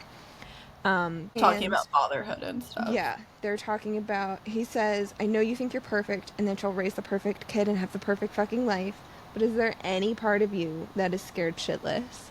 And Connor says, I'm not scared. And Lo's like, okay, I'm like a wrong person to go to for my Thanks problems. for that help. But he says, I'm not finished either. I'm not scared because I've accepted the future that you fear. I'm not perfect. Don't tell Rosa Reich that. And he goes, deal. I only told Lily. I don't believe my children will be perfect, Lo. I understand that circumstances will change them, mold them. My own unforeseeable mistakes might even hurt them, and they may not be perfect, but they will be steadfast, and yours will too. Steadfast, a word I would never describe myself as. Dependable, loyal, a constant in a world of unstable variables. It's something I'd die for my own child to be. Whoa. You raised a steadfast child. I want you to know that. Raised four. But the thing that gets me is Farrell calls Maximoff steadfast like so many times in Damage Like Us, and I'm sitting there like, low. This Everyone is can your, see you this raised a is your steadfast moment. child. I also really like this line because of like what Connor says of like things I could do to hurt my children in the future, which is like a weird line to but like for the people that read like the Like Us series, like one particular moment comes to mind, Yeah. and like I'm just like, but you'll be okay. You'll You'll be be okay. fine. You'll be okay. You'll resolve it in a very cobalt way. But he says, I want this imperfect, perfect kid, flaws and all, because he's a life I'm meant to give. He's part of Lily, and because he's my son, yes, Lo, you can put good things out into the world. You didn't want a kid in the first place because you were so afraid that you wouldn't be able to be a good parent, that you'd make this kid that like you were already setting him up for failure and That he would be born damaged because his yeah, parents and like no, like he's gonna get all. He's so hopeful that he's gonna get all of the good parts, and well because he deserves. he's finally accepting because like for like so many books like Lily and Lo have always been like good things don't happen to us, like we're Right. like bottom rung kind of Yeah. like anything we want kind of goes wrong, and like Lily throughout this book too is even like I'm afraid to hope or Yeah. like afraid to like speak things into existence because then like the opposite will happen, furthering Lo's journey into like just growing like into the man he is outside of his addiction. Mm-hmm. He's like, no, like I can bring good into this world, like I'm not as bad as I thought it was, No. like I can do this, and Yeah. like he's gonna do it, and he's gonna be It's. I like think it's the part where he says like, and he's my son. So a lot of what he said is like, I can. What he's thought about in the past too is I can't hate this kid because he's part of Lily, and I could never destroy any part of Lily. Like yeah. I'm always gonna want that part He in the likes world. But he likes this the time he's ideas. like, it's my son. Like, I want parts of me out in the world too. Yeah, like he for the longest time has just been like the parts of him that will be Lily will be his like favorite parts, but he's finally accepting like no, like he can love the parts about You his can have son that parts are of me his, too. Yeah, there are parts and of you that he'll have in Lo, let me tell you a secret, like there's a lot of you in your child. few. Yeah, and your kid would like wouldn't want to have it any other way. No, he's gonna be so freaking proud that Yeah. he shares any commonalities with you. I promise. You're not ready for the level of love that you're about to receive No. for the rest of your life. So it's the dead of night after this event has happened, the birth, Mm-hmm. and Lily is petrified. She's like, She's petrified of her water breaking. yeah, she's like, Like, I can't leave the house because I could well, just somehow have a baby. is this the scene where she's like taking a shower and then she like jumps out? I don't think so. Okay. She's sleeping and she can't fall asleep. Yeah. And Lo is like, I can tell you're awake. And she's trying to Okay. hold her breath. And he's like, She's "No, you're holding your breath. I know you're awake. because like Lo was sleeping and she didn't want to wake him, but she's like having like an internal Yeah. like monologue, panic, what Yeah. have you, and like she notices like Lo starts to stir, so she's like really quick. She closes her eyes and he's like, "No, you're not sleeping," and she's like, "No, you don't. No, you don't. No, you don't." And he's like, "You're not breathing." She goes, "Dang it." Damn it. Like, I did my best. You did. But yeah, so she's worried about like an unpredictable birth. And then more than that, she's worried about being a mom. All completely normal things to be worried about at this stage. Lo tells her it's okay to be scared, There's no way to prepare for a limo baby. So he like, come on, Lily, let's go. And they go down the hall to the baby's nursery. Connor is in there. He's cradled into little baby, and it's Jane Eleanor. You guys didn't hear it, but I said this name earlier in the episode, and Haley yelled at me. And she's like, ma'am. So we cut She's that. like, yeah, Jane's nursery. Jane who? We haven't heard this name before. I told her it wasn't my fault. Lily and Lo tricked me. Because we've known their kids' name this entire book. We've known the potential names of their kids since the last book. That the Kobolds was a secret. But Jane Eleanor's here. Jane Eleanor has arrived on scene. Yeah, she has. In the most dramatic, like, truly infamous Cobalt fashion. Very, very infamous. This will live on for decades to come. This is the start of her lore. Like, this is her lore. And she's very proud. Also, I think I called her Jane Eleanor, but I don't know if we actually know her middle name yet. No, we do. They that's how they introduce her. Jane, chosen from her favorite Charlotte Bronte. And I'm looking for the part where Connor gets to pick her middle name. Rose picks Jane's name. And she's had this saved as her name for a while. Oh yeah, because she's Jane Eyre. Yeah. Jane Eyre, yeah. Yeah. That we know that Connor picks. I don't know if we'd know Jane Eleanor. I can do a quick search because I have the book on like my Kindle. How do you spell Eleanor? I swear. E-L. I don't know. Nothing's coming up. Let me just do a little bit of it. Well, spoiler alert. Her middle name's Eleanor. When I got to that part in the book, I had to have a stopping point because I had to run some errands, and I texted Haley and I was like, Jane Eleanor Colbot has entered the world. We love her. We love her so much. She is my beautiful verbose Catwoman. She is Catwoman. She is a superhero. But, okay, so...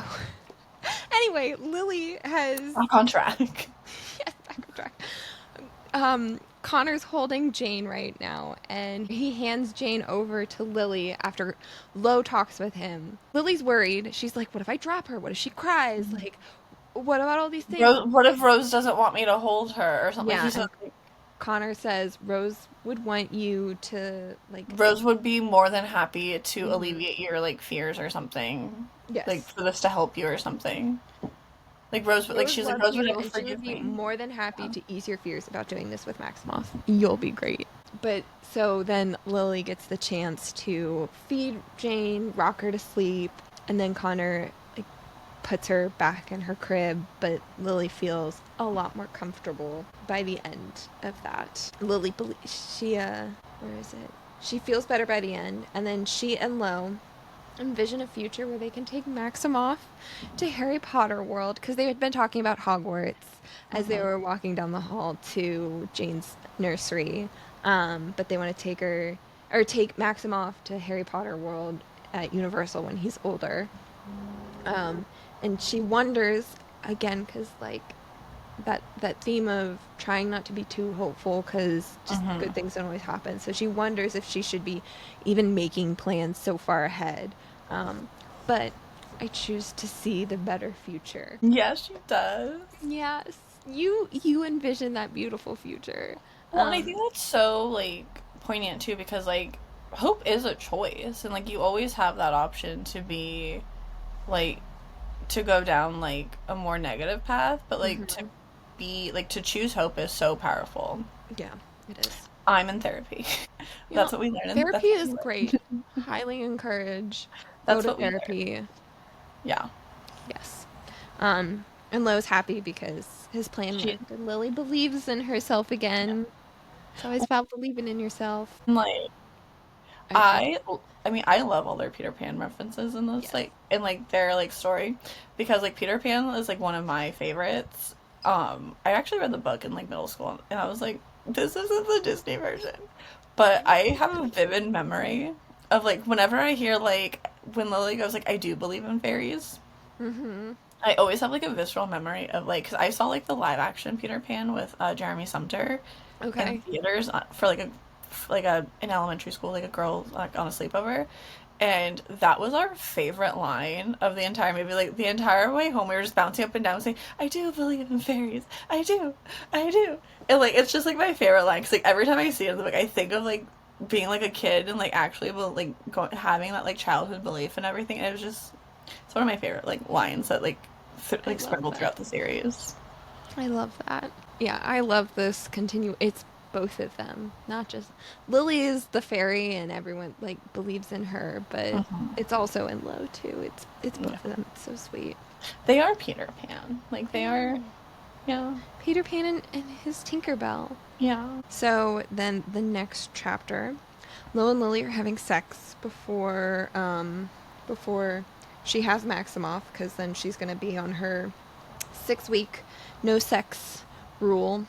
And she's very concerned about this. She is. So then Lily falls asleep, and Lo notices that Lily has emailed an article to him, and it once again perpetuates these three-way rumors, questions whether Reich is actually Maximoff's biological father, but Lily just sent it because she was like, it's a nice picture of us, right? Like, and he's like, oh, Lil. So then Lo gets a text from Connor asking to speak with him in the kitchen. So Lo goes downstairs, and Connor says he wants to tell Lo something about himself before he hears it elsewhere. And he explains, I admire certain qualities in almost every person, but I don't think like everyone else. I manipulate people's emotions. I've been with different people because they needed someone to love them, and I needed something from them. I'm never specific. I've told you that I'm never gender specific. I told you that I've been with different people. And these are all like different points of the conversation. I'm just trying to... Well, because it started because their kiss that they had in Mexico. Yes, they're talking about the kiss in Mexico. It's getting more and more attention. Lo's worried, like, is this going to be bad for your public image? Yeah. And Connor is trying to work Lo up to this. So he says this first part about, like, I admire certain qualities. And Lo was like, yeah, okay. I manipulate people's emotions. Like, yeah, okay. And Connor's like, I don't use gender specific. I'm not using gender specific pronouns here. Lo, come on, keep up. Yeah, and he talks about when they were talking about when they were doing their reality show, there was like a question of have they slept with men before, something like that. Something like that. And Connor brings up the fact that like he's like you and Reich and Reich answered that differently than me. He said, like, and his answer was like, I've been with many people want to be with me, and I am only with certain people, or something to that extent. Yeah, but it was always people. He never actually gave like a firm answer. And, like, that's like his entire like he's like come on like to Lo, and it's a very like emotionally beautiful because like Connor doesn't get vulnerable like this. No, like he'll only do it with Rose, and so the fact that like this is so important for him to like discuss with Lo really speaks to the level of like Connor's love for Rose. Like I was like combining Lo and Rose together. They would have hated that. Connor's love for Lo. Yeah. Yes. And Lo says it's not as surprising as I thought it'd be. Maybe because I've never classified Connor as anything. And there's somewhere else where he talks about like this really doesn't feel like it changes anything for me because Connor has always shown me who he is in this aspect.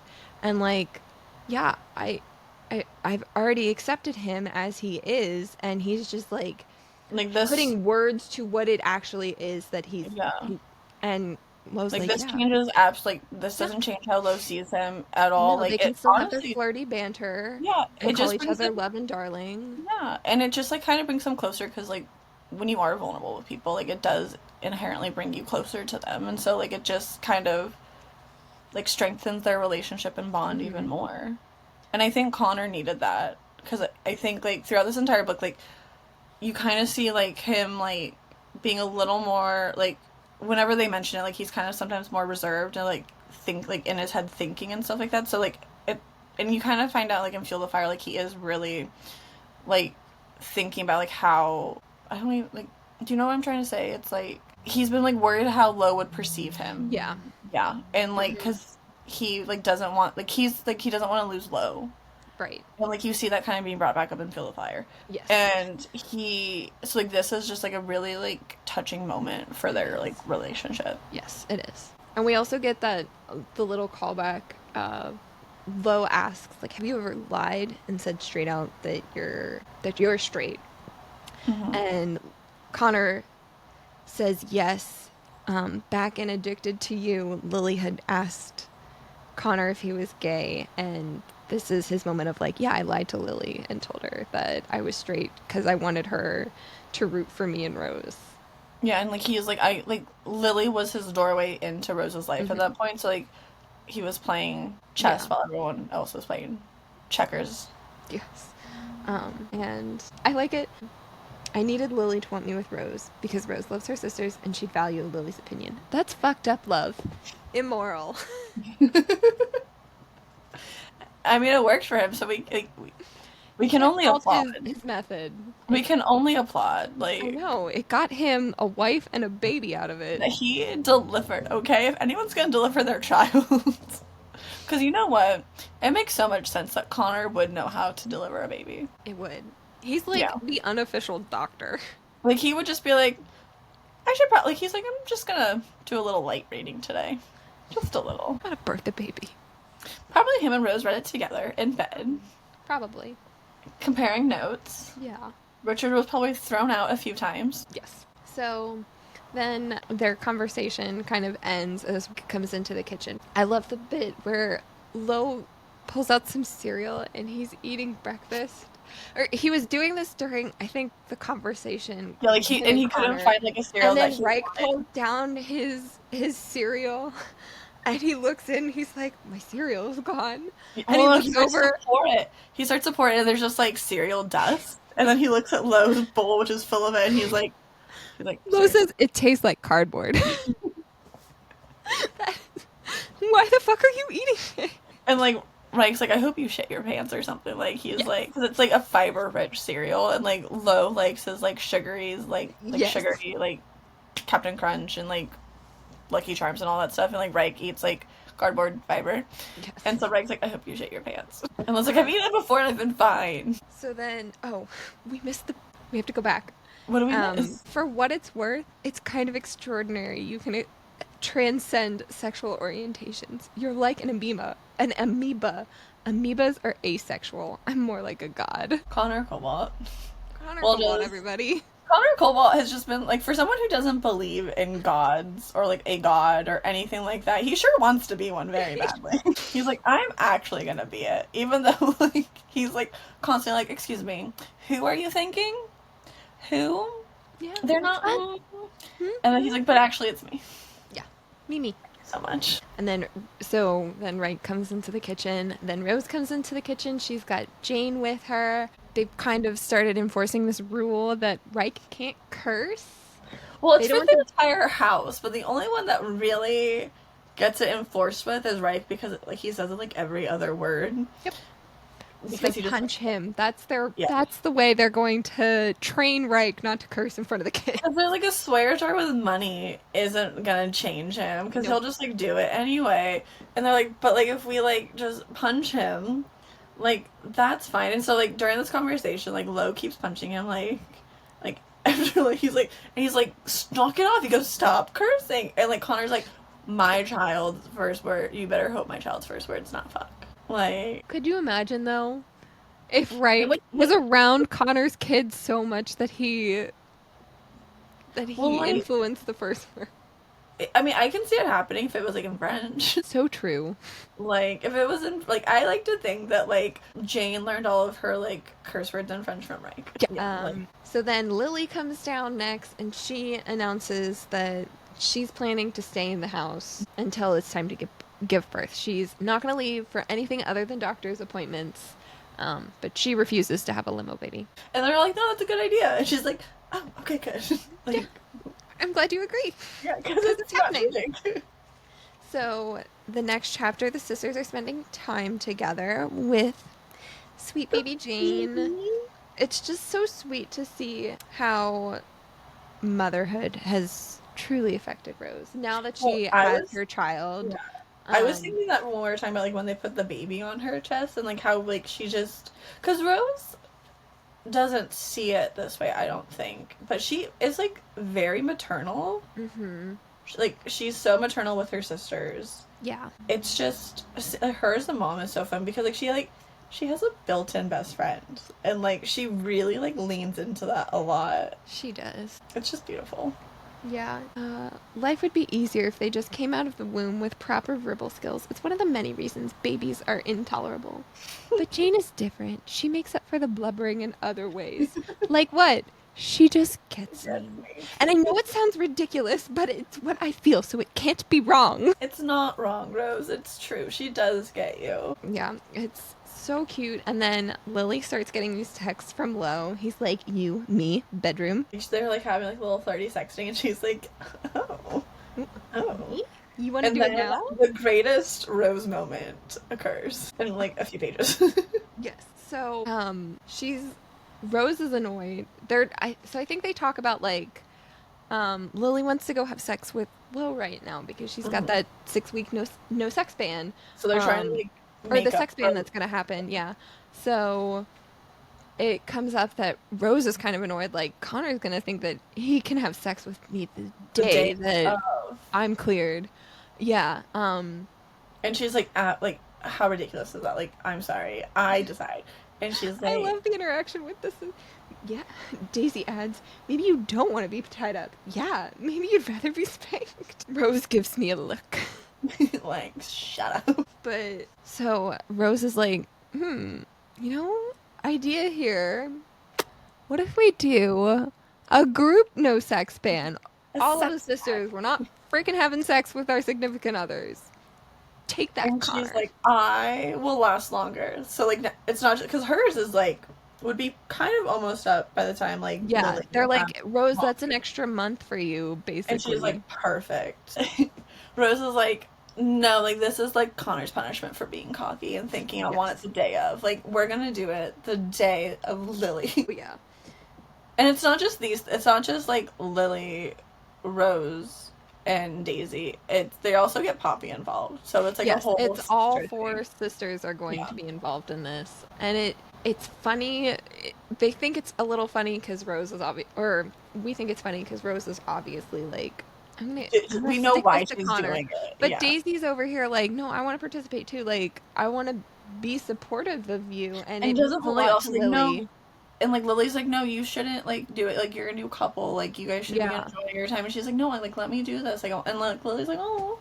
Yeah, she gets choked up about it. It's very meaningful to her that her sisters are committed to doing this, even if Rose came up with it for. Well, and it also, like, kind of empowers Lily, too, because, like, then she can be like, I'm doing it, like, I won't betray my sisters kind of thing. Like, she's like, I'm doing this, like, with them. It's not like she's doing it because, like, it won't, like, her sex, like, molded brain wouldn't, like, doesn't have as much to beat her up for. Like, if she, like, wants it and stuff, like, they're like, no, it's normal. Like, my sisters are doing it, too, kind of thing. Yeah.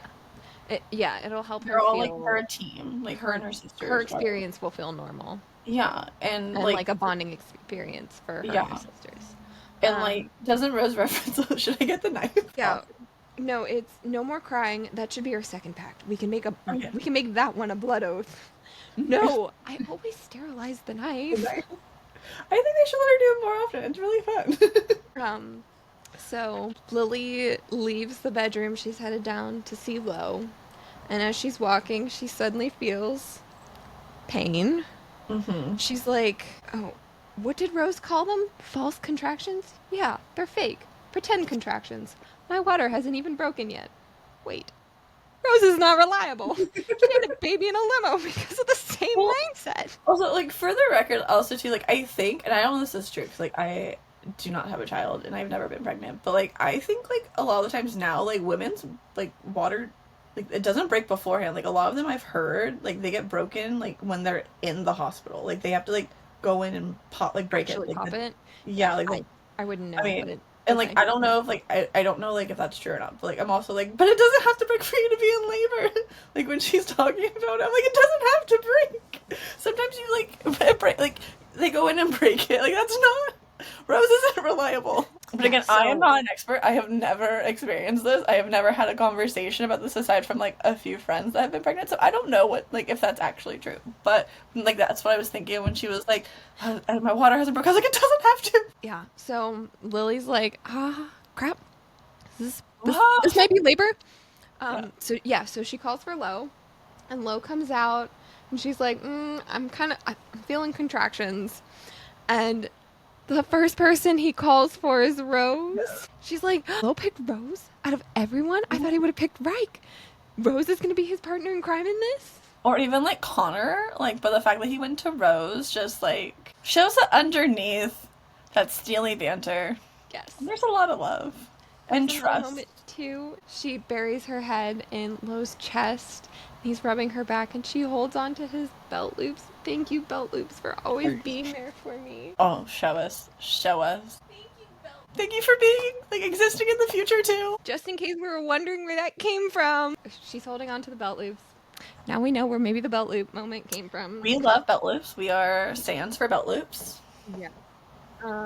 I'll grab your bag. Rose is running to Lily's bedroom to grab her go bag, and she's like, "What bag?" Yeah, a hospital bag. The one that Rose packed for me months ago. See, it's moments like these where I wish I had a sister because I know when I have a child, I only have brothers.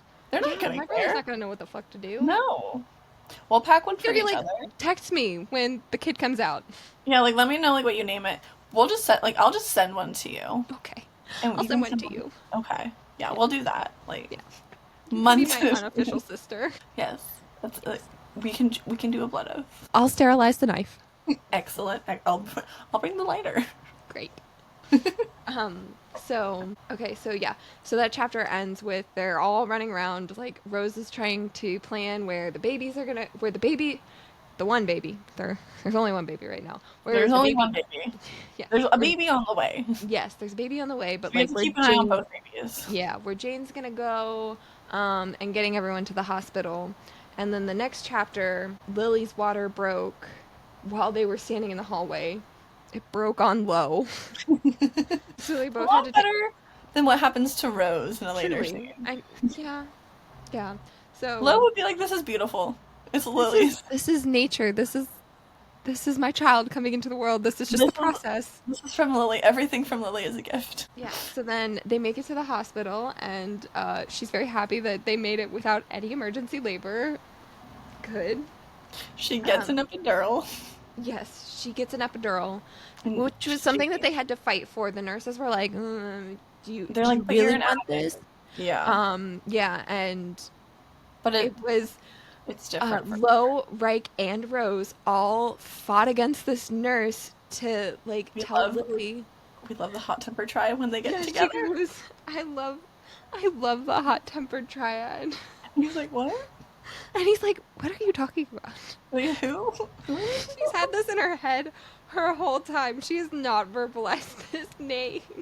Which I didn't realize until that moment. Like, yeah, they don't know Either. that he calls them that. I'm like, we're like, we love this hot temper triad too, and Love's like, what?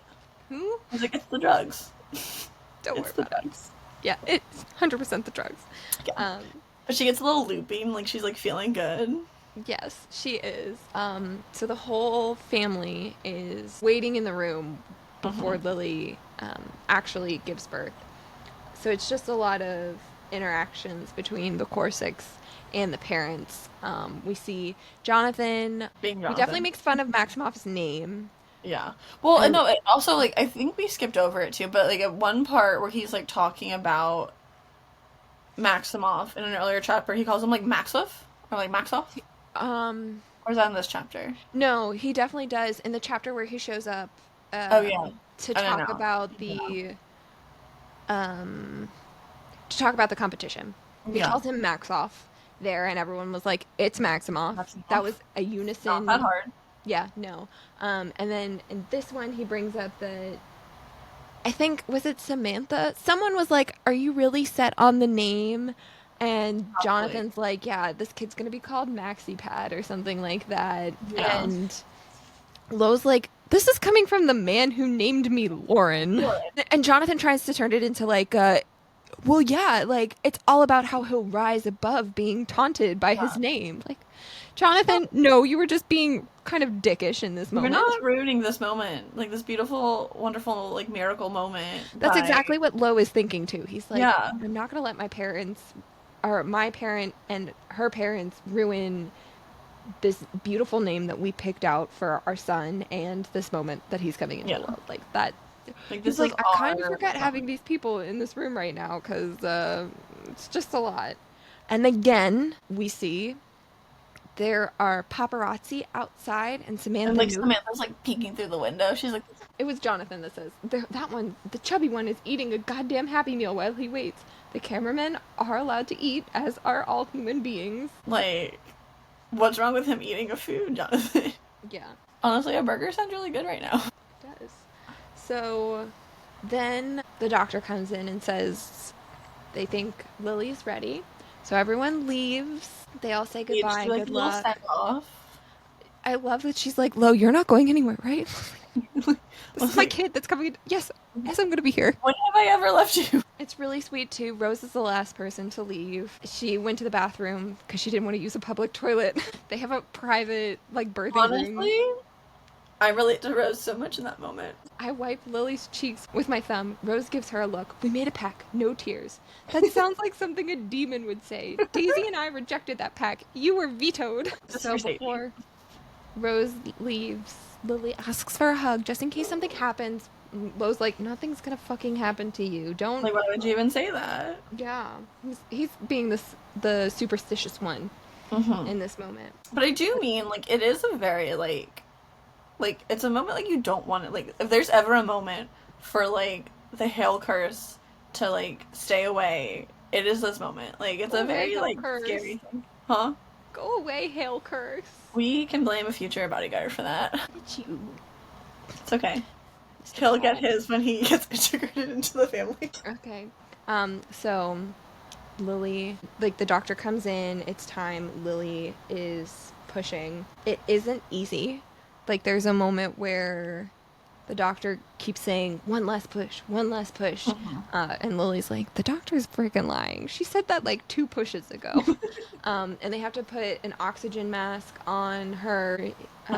She asks like a question, even though she's trying to boost her spirits. Yeah, Lil, one more. She inhales and shuts her eyes tight as she pushes. I clench my teeth, my jaw hurting the longer this goes on. Please, let this be it. And then the next sound just floors me. A cry. Dr. Dar has the baby in her hands. I'm not the kind of guy anyone wants to see give life. Nasty, harsh, spiteful, a bastard. But I'm Stop employing it. my brother's motto for this one. I don't give a shit. Maybe some people don't deserve second chances, but I'm worthy of this moment and this girl and this life I live and the one I created. He's so worthy. So Maximoff Hale has Entered entered the world. He's here. And he is the best. They lay him down on Lily's chest for the skin-to-skin contact. And Lily looks over at Lo like, will you hold him? I was like, yes, of course. I'm going to hold my son. Like, give him to me, actually, right now. Yeah, it's my turn. Excuse me. How dare you hog him? She asks, what do you think? I realize I haven't said a single word, and I break into a smile, my eyes glassy. He looks powerful. Even through her exhaustion, she beams like she's risen 1,000,000 feet. Like a superhero. I nod a couple of times and brush my finger over his soft cheek. He responds with a mumble of acceptance. I never thought I could love someone the way I love Lily, but my world has just expanded +1. I whisper softly. Definitely like a superhero. Cameron's going on the internet. It's such a beautiful moment. It is. Like, These 2 people who were so afraid to bring life into this world for so many different reasons, that they could be good parents, that they're addicts, do they even deserve this? Are they good people? Like, who gives a shit in this moment? I don't give a shit. Thank you for this beautiful motto, Reich. But no. this is my moment. Like, this is like, we are worthy. We do deserve this. And like, they're just. Can I also just say, to like, fight my tears, they take to parenthood like so naturally. Like, they're such amazing parents from like the get go. And I'm pretty sure one of my favorite scenes in the book is next, where they're just like looking over him and like they're just so like this is like I mean it's just I just love the acceptance of like specifically like Lily has been like Lily has been like she's had like more time probably because like She knew first. she knew first Yeah. and like she Lo and her have different like viewpoints of their addictions. Like they're similar, but like Lo, like he said, like he's harsh. Like he's a very like, and he's Hmm. so mean to himself. Yeah. Like everything that he has said to other people, like he like is like 10 times worse to himself. And so Hmm. like he's had a bigger journey, like a hurdle to like be like, no, like this is my moment. Yeah. The world can fuck off. Like I don't need to listen to that. I don't need to like let my past like tarnish this. Like this is like my like this is a new like chapter for me. Yeah. And I'm going to seize it with everything I have because this kid is my entire world. Like I love him so much and I didn't know love could be this way. And they have their superhero. I just love too that he's like, my world has expanded +1. Like, Lo truly loves no one else the way he loves Lily. Like, that love that they share is, It's a lifetime. It's it like is. a once in a lifetime. Like it's their lifetime that they have built together since they were like kids. And there's a new person here that is And he just like receiving this love. and like he feels it so instantaneously for his Yes. child that it's just like made me cry on camera. Good. That's the plan. Okay, so the next chapter, Maximoff is now a week old, and Lily and Lo have basically camped out in his nursery for this whole week. And they talk about how he's such a good baby. Jane cries a lot. Maximoff does not. And they're like, is this normal? Like, Like, should he be crying as much as Jane? Because the are whole we thing was like Rose and Connor. Well, not Connor, but like throughout the pregnancy, it was like Rose was acing all of her doctor's appointments. She was doing really well, nailing all of well, her like and milestones, and Lily wasn't, and she like we needed. did skip over that too, where the doctor in the beginning, Lily mentions that they were like, you need to eat more, like you're Yeah. underweight, and Lily's like, I prefer the term gangly. It sounds better. Yes. But like, so like, there were all these things that like Lily was like, oh my gosh, like, am I like not as good as Rose? And they're like, then you had the poll of like, who's like gonna be the better mother and Yep. things like that. And so for them to like now like have a baby that like is That just appears to be different the than better him, baby between yeah. the two. Which like honestly, Maximoff overachiever from the get go. Never has wanted to be a burden. Never has wanted to cause his parents any stress. Never. As soon as he enters this world, he's like, don't worry, zero stress, guys. I got Don't this worry, I covered. I heard your fears from the womb. I couldn't protect dad and the uncles during the fight, so I will do my best right now. Like, I am ready to help. Yes. What do you need? I Quiet got it. baby, I am that quiet baby. Don't you worry. Want to sleep a little more? Got it. Yes. So, the sweet moment. They're looking at him, and he is so quiet and just so peaceful. And Well, they're Lily's also like, like watching a movie, aren't they? Like they're laying in their bed watching a movie. Like they're yes, watching like they're an they're X-Men. watching X-Men Yeah. while they're in the nursery. Okay, and then they're just like leaning over him, and Lily's like, "Is he breathing?" Is he alive? Yeah. And Lo's like, I'm sure he's alive. And she's like, prove it. Touch him or something. Yeah, like wake him up. And so like Lo like touches like his foot or something, Yes, he and like taps his foot and he wakes up and starts crying. And Lily's like, he cried. Yeah, that's what was going to happen when I jostled him away. what? She's like, I didn't want that to happen. He goes, what do you think was gonna happen? He woke up. I thought that was the point. And so he wakes up, Lo scoops him up, just like such a dad in this moment. Lo And is such he a hot looks over dad at Lo too. and goes, he loves me. I want to say you're easily lovable, Lauren Hill. Sadly, that's not true for most people he meets, but I love that it's true for Maximoff. He is easily lovable. He's always loved his dad. Always. Lily's also really happy because she is not feeling any sexual urges. It is painful down there right now. Like the idea of it, repulsed. Go Yes. away. Like I just pushed out a child. Thank you so Yeah, much. she's so happy that she has her hormones are now getting back in balance. She feels like she's back to normal. So they go downstairs and they hear a noise in the pantry. is it, I don't know if they say if it's a rat or a mouse, but they're like, I is think it they a said rodent? I think they said mouse. Yeah, yes, because then Lo's like, they're like really big mice. It's probably just mice, large mutant Right. mice. And then the door opens, or it's just my horny older brother. And his girlfriend. Yes, it is. And Lily thinks it's so mean because he's like, Reich and Daisy are making out in the pantry. And I thought she thinks that like Reich is trying to tease her and get her to crack. And she's like, that's really mean, Reich. Because the no sex rule is firmly in place now. Yeah. And Reich is really like, he's like, are you kidding me? Yeah. He wants to complain. Yeah. Oh yeah, it is. Reich, you can still jerk one out like the rest of us. And Reich nears us, leans on the bar besides Daisy. Not if she cracks first. That's a dirty game. But doesn't she say like not like there was one point in the book where she was like, but not that kind of dirty. I don't think it was this part though. Yeah, so he was trying, she's like, so he was trying to kiss on my little sister and make her beg for sex. It's low. Also devious. Definitely a solid plan in my book. The Lily Calloway Sexy Times book.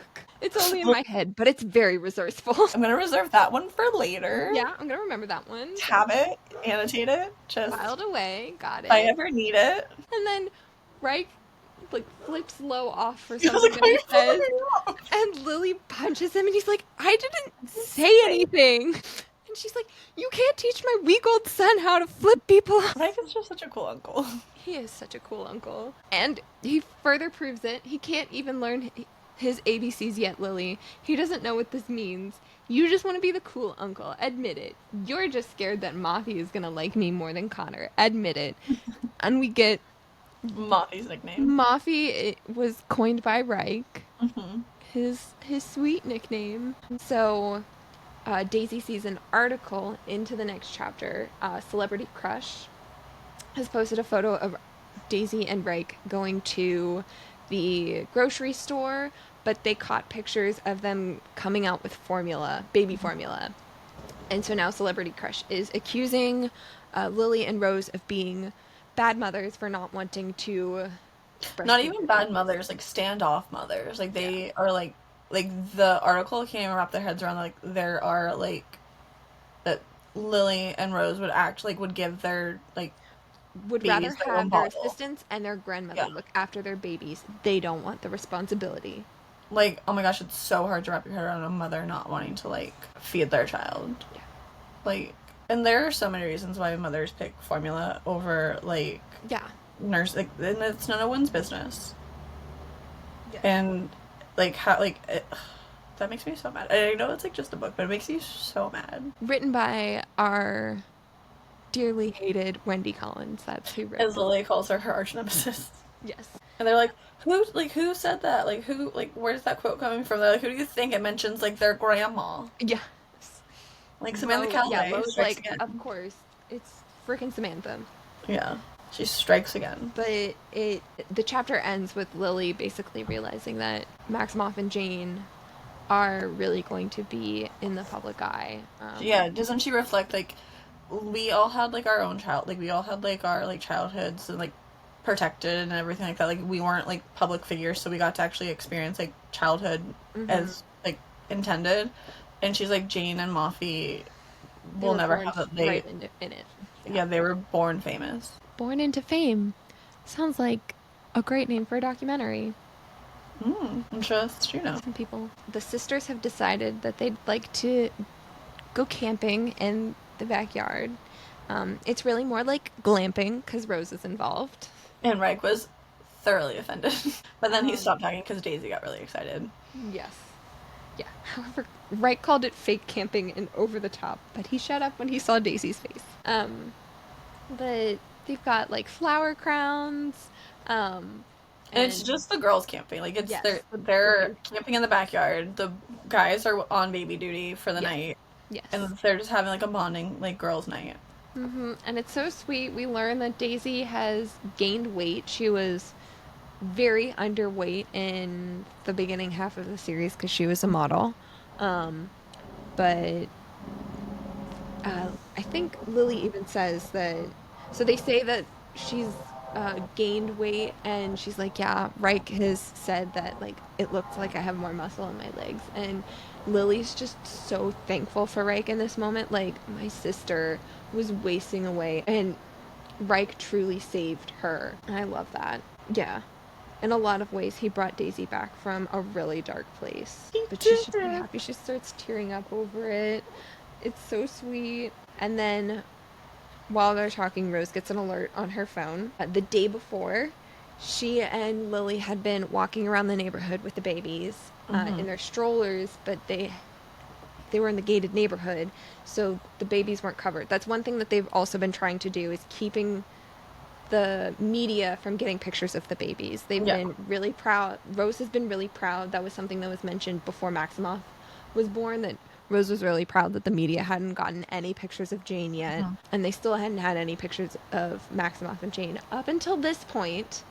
But while they were walking in the neighborhood, the shithead teenagers drove past, Yeah.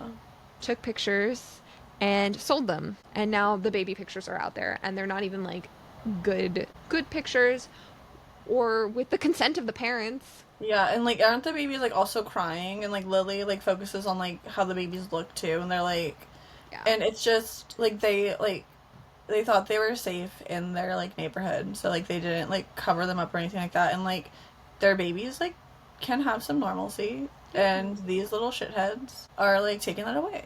Yeah. And Rose is really upset that she's like, these kids are profiting off of our children. It's wrong. So Daisy's over here like, you know what? I've made my decision. And this is the decision that they gave her in chapter 3 of the book. Yeah. Here we are, many, many chapters later. And Daisy's like, you know what? I've made my choice. I want to retaliate. Yeah. Let's fucking go TP their house. Oh yeah. And Lily gets like Lily kind of gets excited because she's like, so they get to the house that like they saw the kids run into.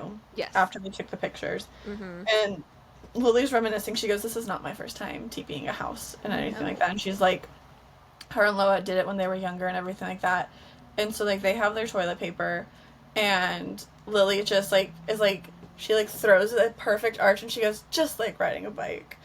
And it's kind of funny because also at one point, like, Rose just cannot get it right. And Lily's like, I'm better at something than Rose. And Rose is like, how'd you do that? Watch the pro. And then so she watches Lily do it, and then, like, Rose gets it on the first try and doesn't only say something like, I'm a great teacher. Yes.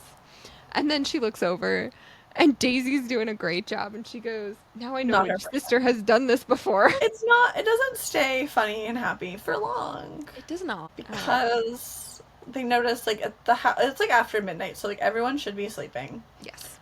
It should also be noted that the girls probably are not being as quiet as they could be. Probably not. We don't have microphones, so we don't know for sure, but probably not as stealthy. So a light turns on in the house, and, Lily is like I think Lily's like the first to notice, and she's like, abort, we gotta go. And Rose, being Rose, is like, I can't finish, like, I'm not done yet, like, let me just do one more. And then so then like they finally like pull Rose away, and they go behind a bush, and like a very angry, very unreasonable, very Karen. Unpleasant, yeah. She doesn't have an official name, but let's call her Karen. Karen comes out and is just like screaming. She goes, "Where are you? Where are you? I'm out there. Like, you're behind the bush, aren't you?" And like Lily's like secretly like pulling out her phone, and she's like calling low. And then we jump to the next scene, which is like from the guy's POV. Yes. So meanwhile, while all of this badness is unfolding. Also, the men don't even know that the women are missing. They're down the backyard. Like, they're downstairs in the basement, like in the gym, and like just, you know, working out. Reich has been like just working out his anxiety. Like, he's just like, he won't stop.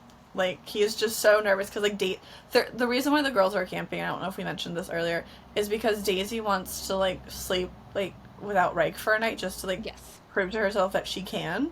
Yeah. And so like Reich is like very stressed out. But like, my good sirs, what do you mean you didn't realize? Let them unsupervised. This is what's gonna happen. I'm sorry. seriously, like, you didn't think to check on them before, like, you left them alone too long. Yeah, You well, know what like, happens with Rose had that. an alert on her phone about the babies because I think it's mentioned that, She has like, it set up for Jane. Anytime Jane's mentioned, she'll do it, and yeah, and Lily's like, oh, I well, should that do it. means that it's totally okay if I have certain headlines plugged in. But, like, boys, why aren't you doing this for your children? Why Like, aren't you getting the they're alert to know what's going on? Because then you'd know to check on well, them. I feel like Connor would, and like He's slacking here. Shame on Connor for not like anticipating his wife's move. Granted, it was Daisy's decision, so we can't fault him. But you know that Rose would have suggested it again and, like, Yeah, probably convinced her like sister that it was a good idea. Connor, you're slacking. Connor, this is on you. It is. So And so then, they're working out. The babies are sleeping yep. like upstairs, and they're just like kind of like chit chatting as the gossiping three do. Because like let's be honest, these men love gossip. Further proven in another future scene. Yes. But So Lily calls. She says, Lo? Lo, are you there? Why are you whispering?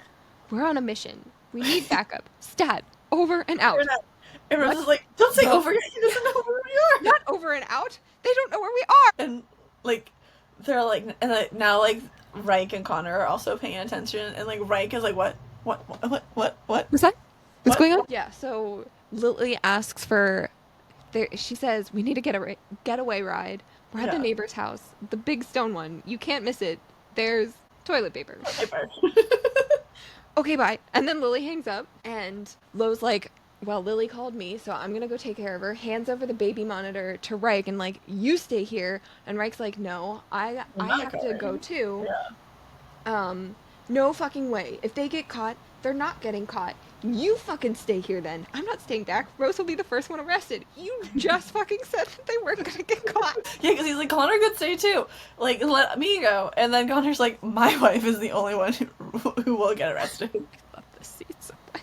You too. So they decide, okay, fine, we're all going. We're gonna bring the babies with us too. So it takes them a little bit, but they put the babies in Rose's Escalade, and they drive over to the house. And yeah, it's hard to miss. It's freaking covered in toilet paper. But like they show up too late Yes, because the girls are caught, now the three girls, each in their like very distinct pajamas, and also like I want to and their pause this flower real quick. crowns too, I think, Yeah. Well, I just want to say like or feather headbands. Krista and Becca like do such a great job of like creating characters. Like getting back on like my like Yeah. I love how they craft characters, like craft talk.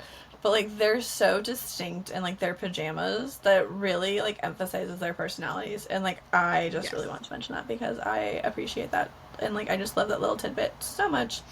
All in the little But they kind details. of look a little like with their flower crowns and their pajamas screaming at Karen, specifically Rose. Connor's not that far off in his predictions of his wife. Yeah, Connor like throws the car in park and runs out. And Reich comes behind him. Lo's the one that Lo's like, stays in the car with the it's babies. fine. I'll stay with the babies. Like he's between their car seats anyway. Like because he mentions like he's like next to Maximoff, Yeah. and so I'm like, he's like, it's fine. I'll stay. But he's like, he cups his hands over his mouth. He goes, Lily, Lily. Yeah, she turns around and she comes to join Lo. And she's like, is he okay?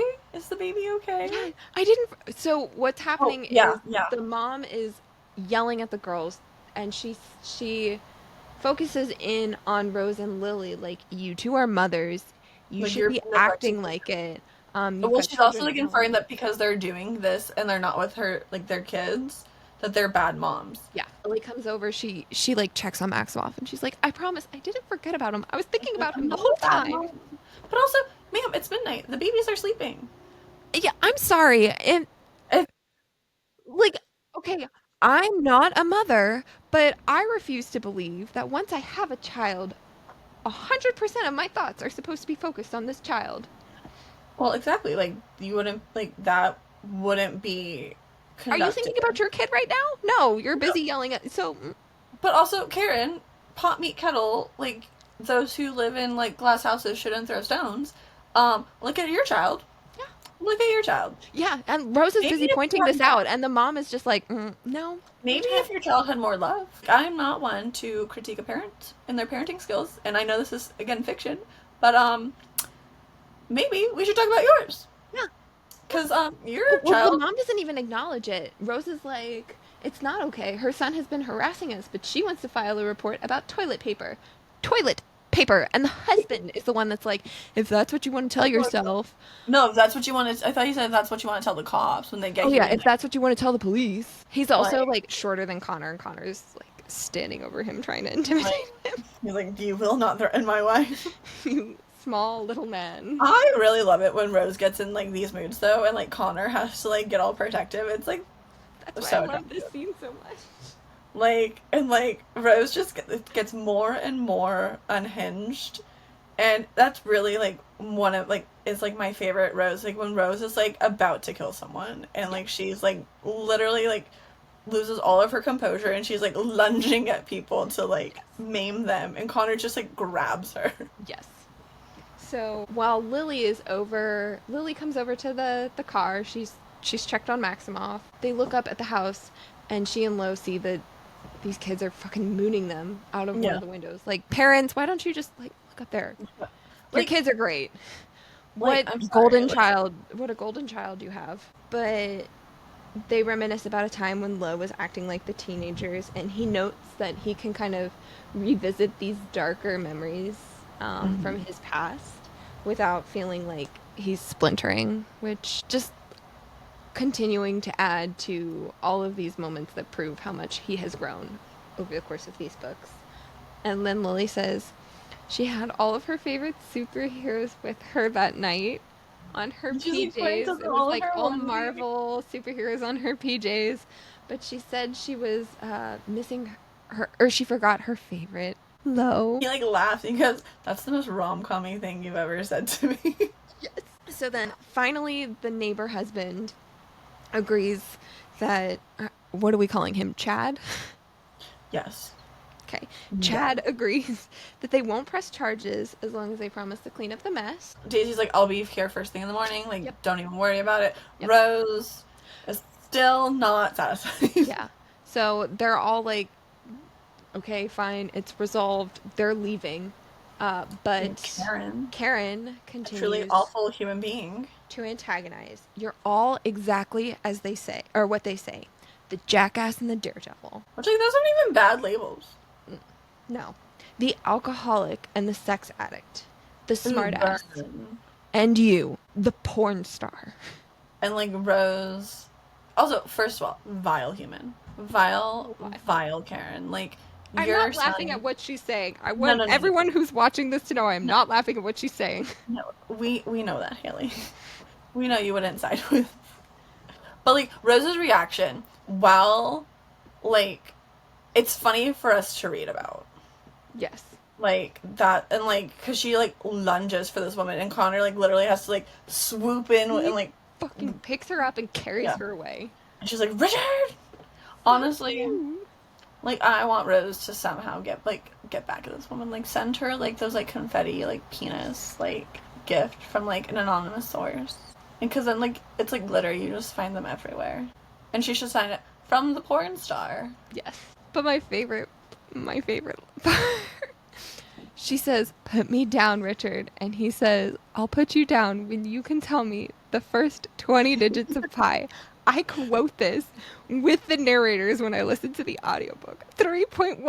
I fucking hate you. She's just, I'm always like, who's my favorite out of the series? And it like changes per page. Like Oh, I it just 100% changes based like on the there's no scene. But this favorites. season, Rose is my favorite. Rose is my favorite in the scene for sure because she's just again, this is one of my favorite versions of Rose. Like when she is just on a mission of destruction of And her then enemies. the also the part that I love, because it's just so infrequent that we see him like this. Rose is like, "Why are you not so angry right now? She called me a freaking porn star." And he says, "I'm livid." We don't see Connor livid. No, the god is turning more and more human. Yes. You just can't see it, and I'm not showing it in front of these people so you can go to jail.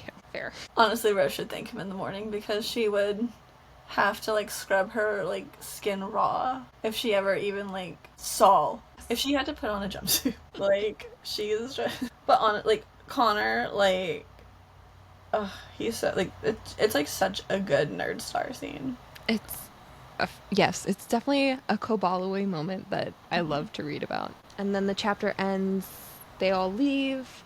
Reich puts Daisy up on his shoulders, and like Daisy was kind of feeling a little stressed. Like this could have very easily been a moment to trigger her like PTSD. PTSD. And but Lo notes that as soon as Daisy's like up On. on Reich's shoulders, it's almost like she can breathe easier. Yeah. So She's those like two smiling. walk home, and then the rest of them get in the car and drive away, and they flip off the kids as they leave. And Lo, Lily and Lo do. yeah, Lily and Lo flip, yeah, Rose and Connor, They're in yeah. their own little world. But Lily and Lo flip off the. I love that I keep saying flip off, and then I continue. Like I I'll have join to you. say it and do I'll it at join the you. same time. But Lo thinks about like he feels like he's 17 again with Lily, but like a better kind of 17, not when they were actually in the middle of their addictions, but he feels Yeah. a little Like this is younger. like what 17 could have been like for them. Yes.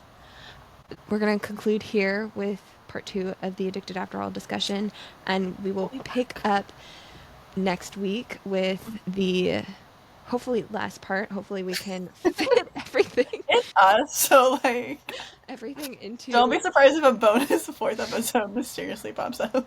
Who knows? We'll see. But until then, continue to stay addicted to Krista and Becca's writing like us.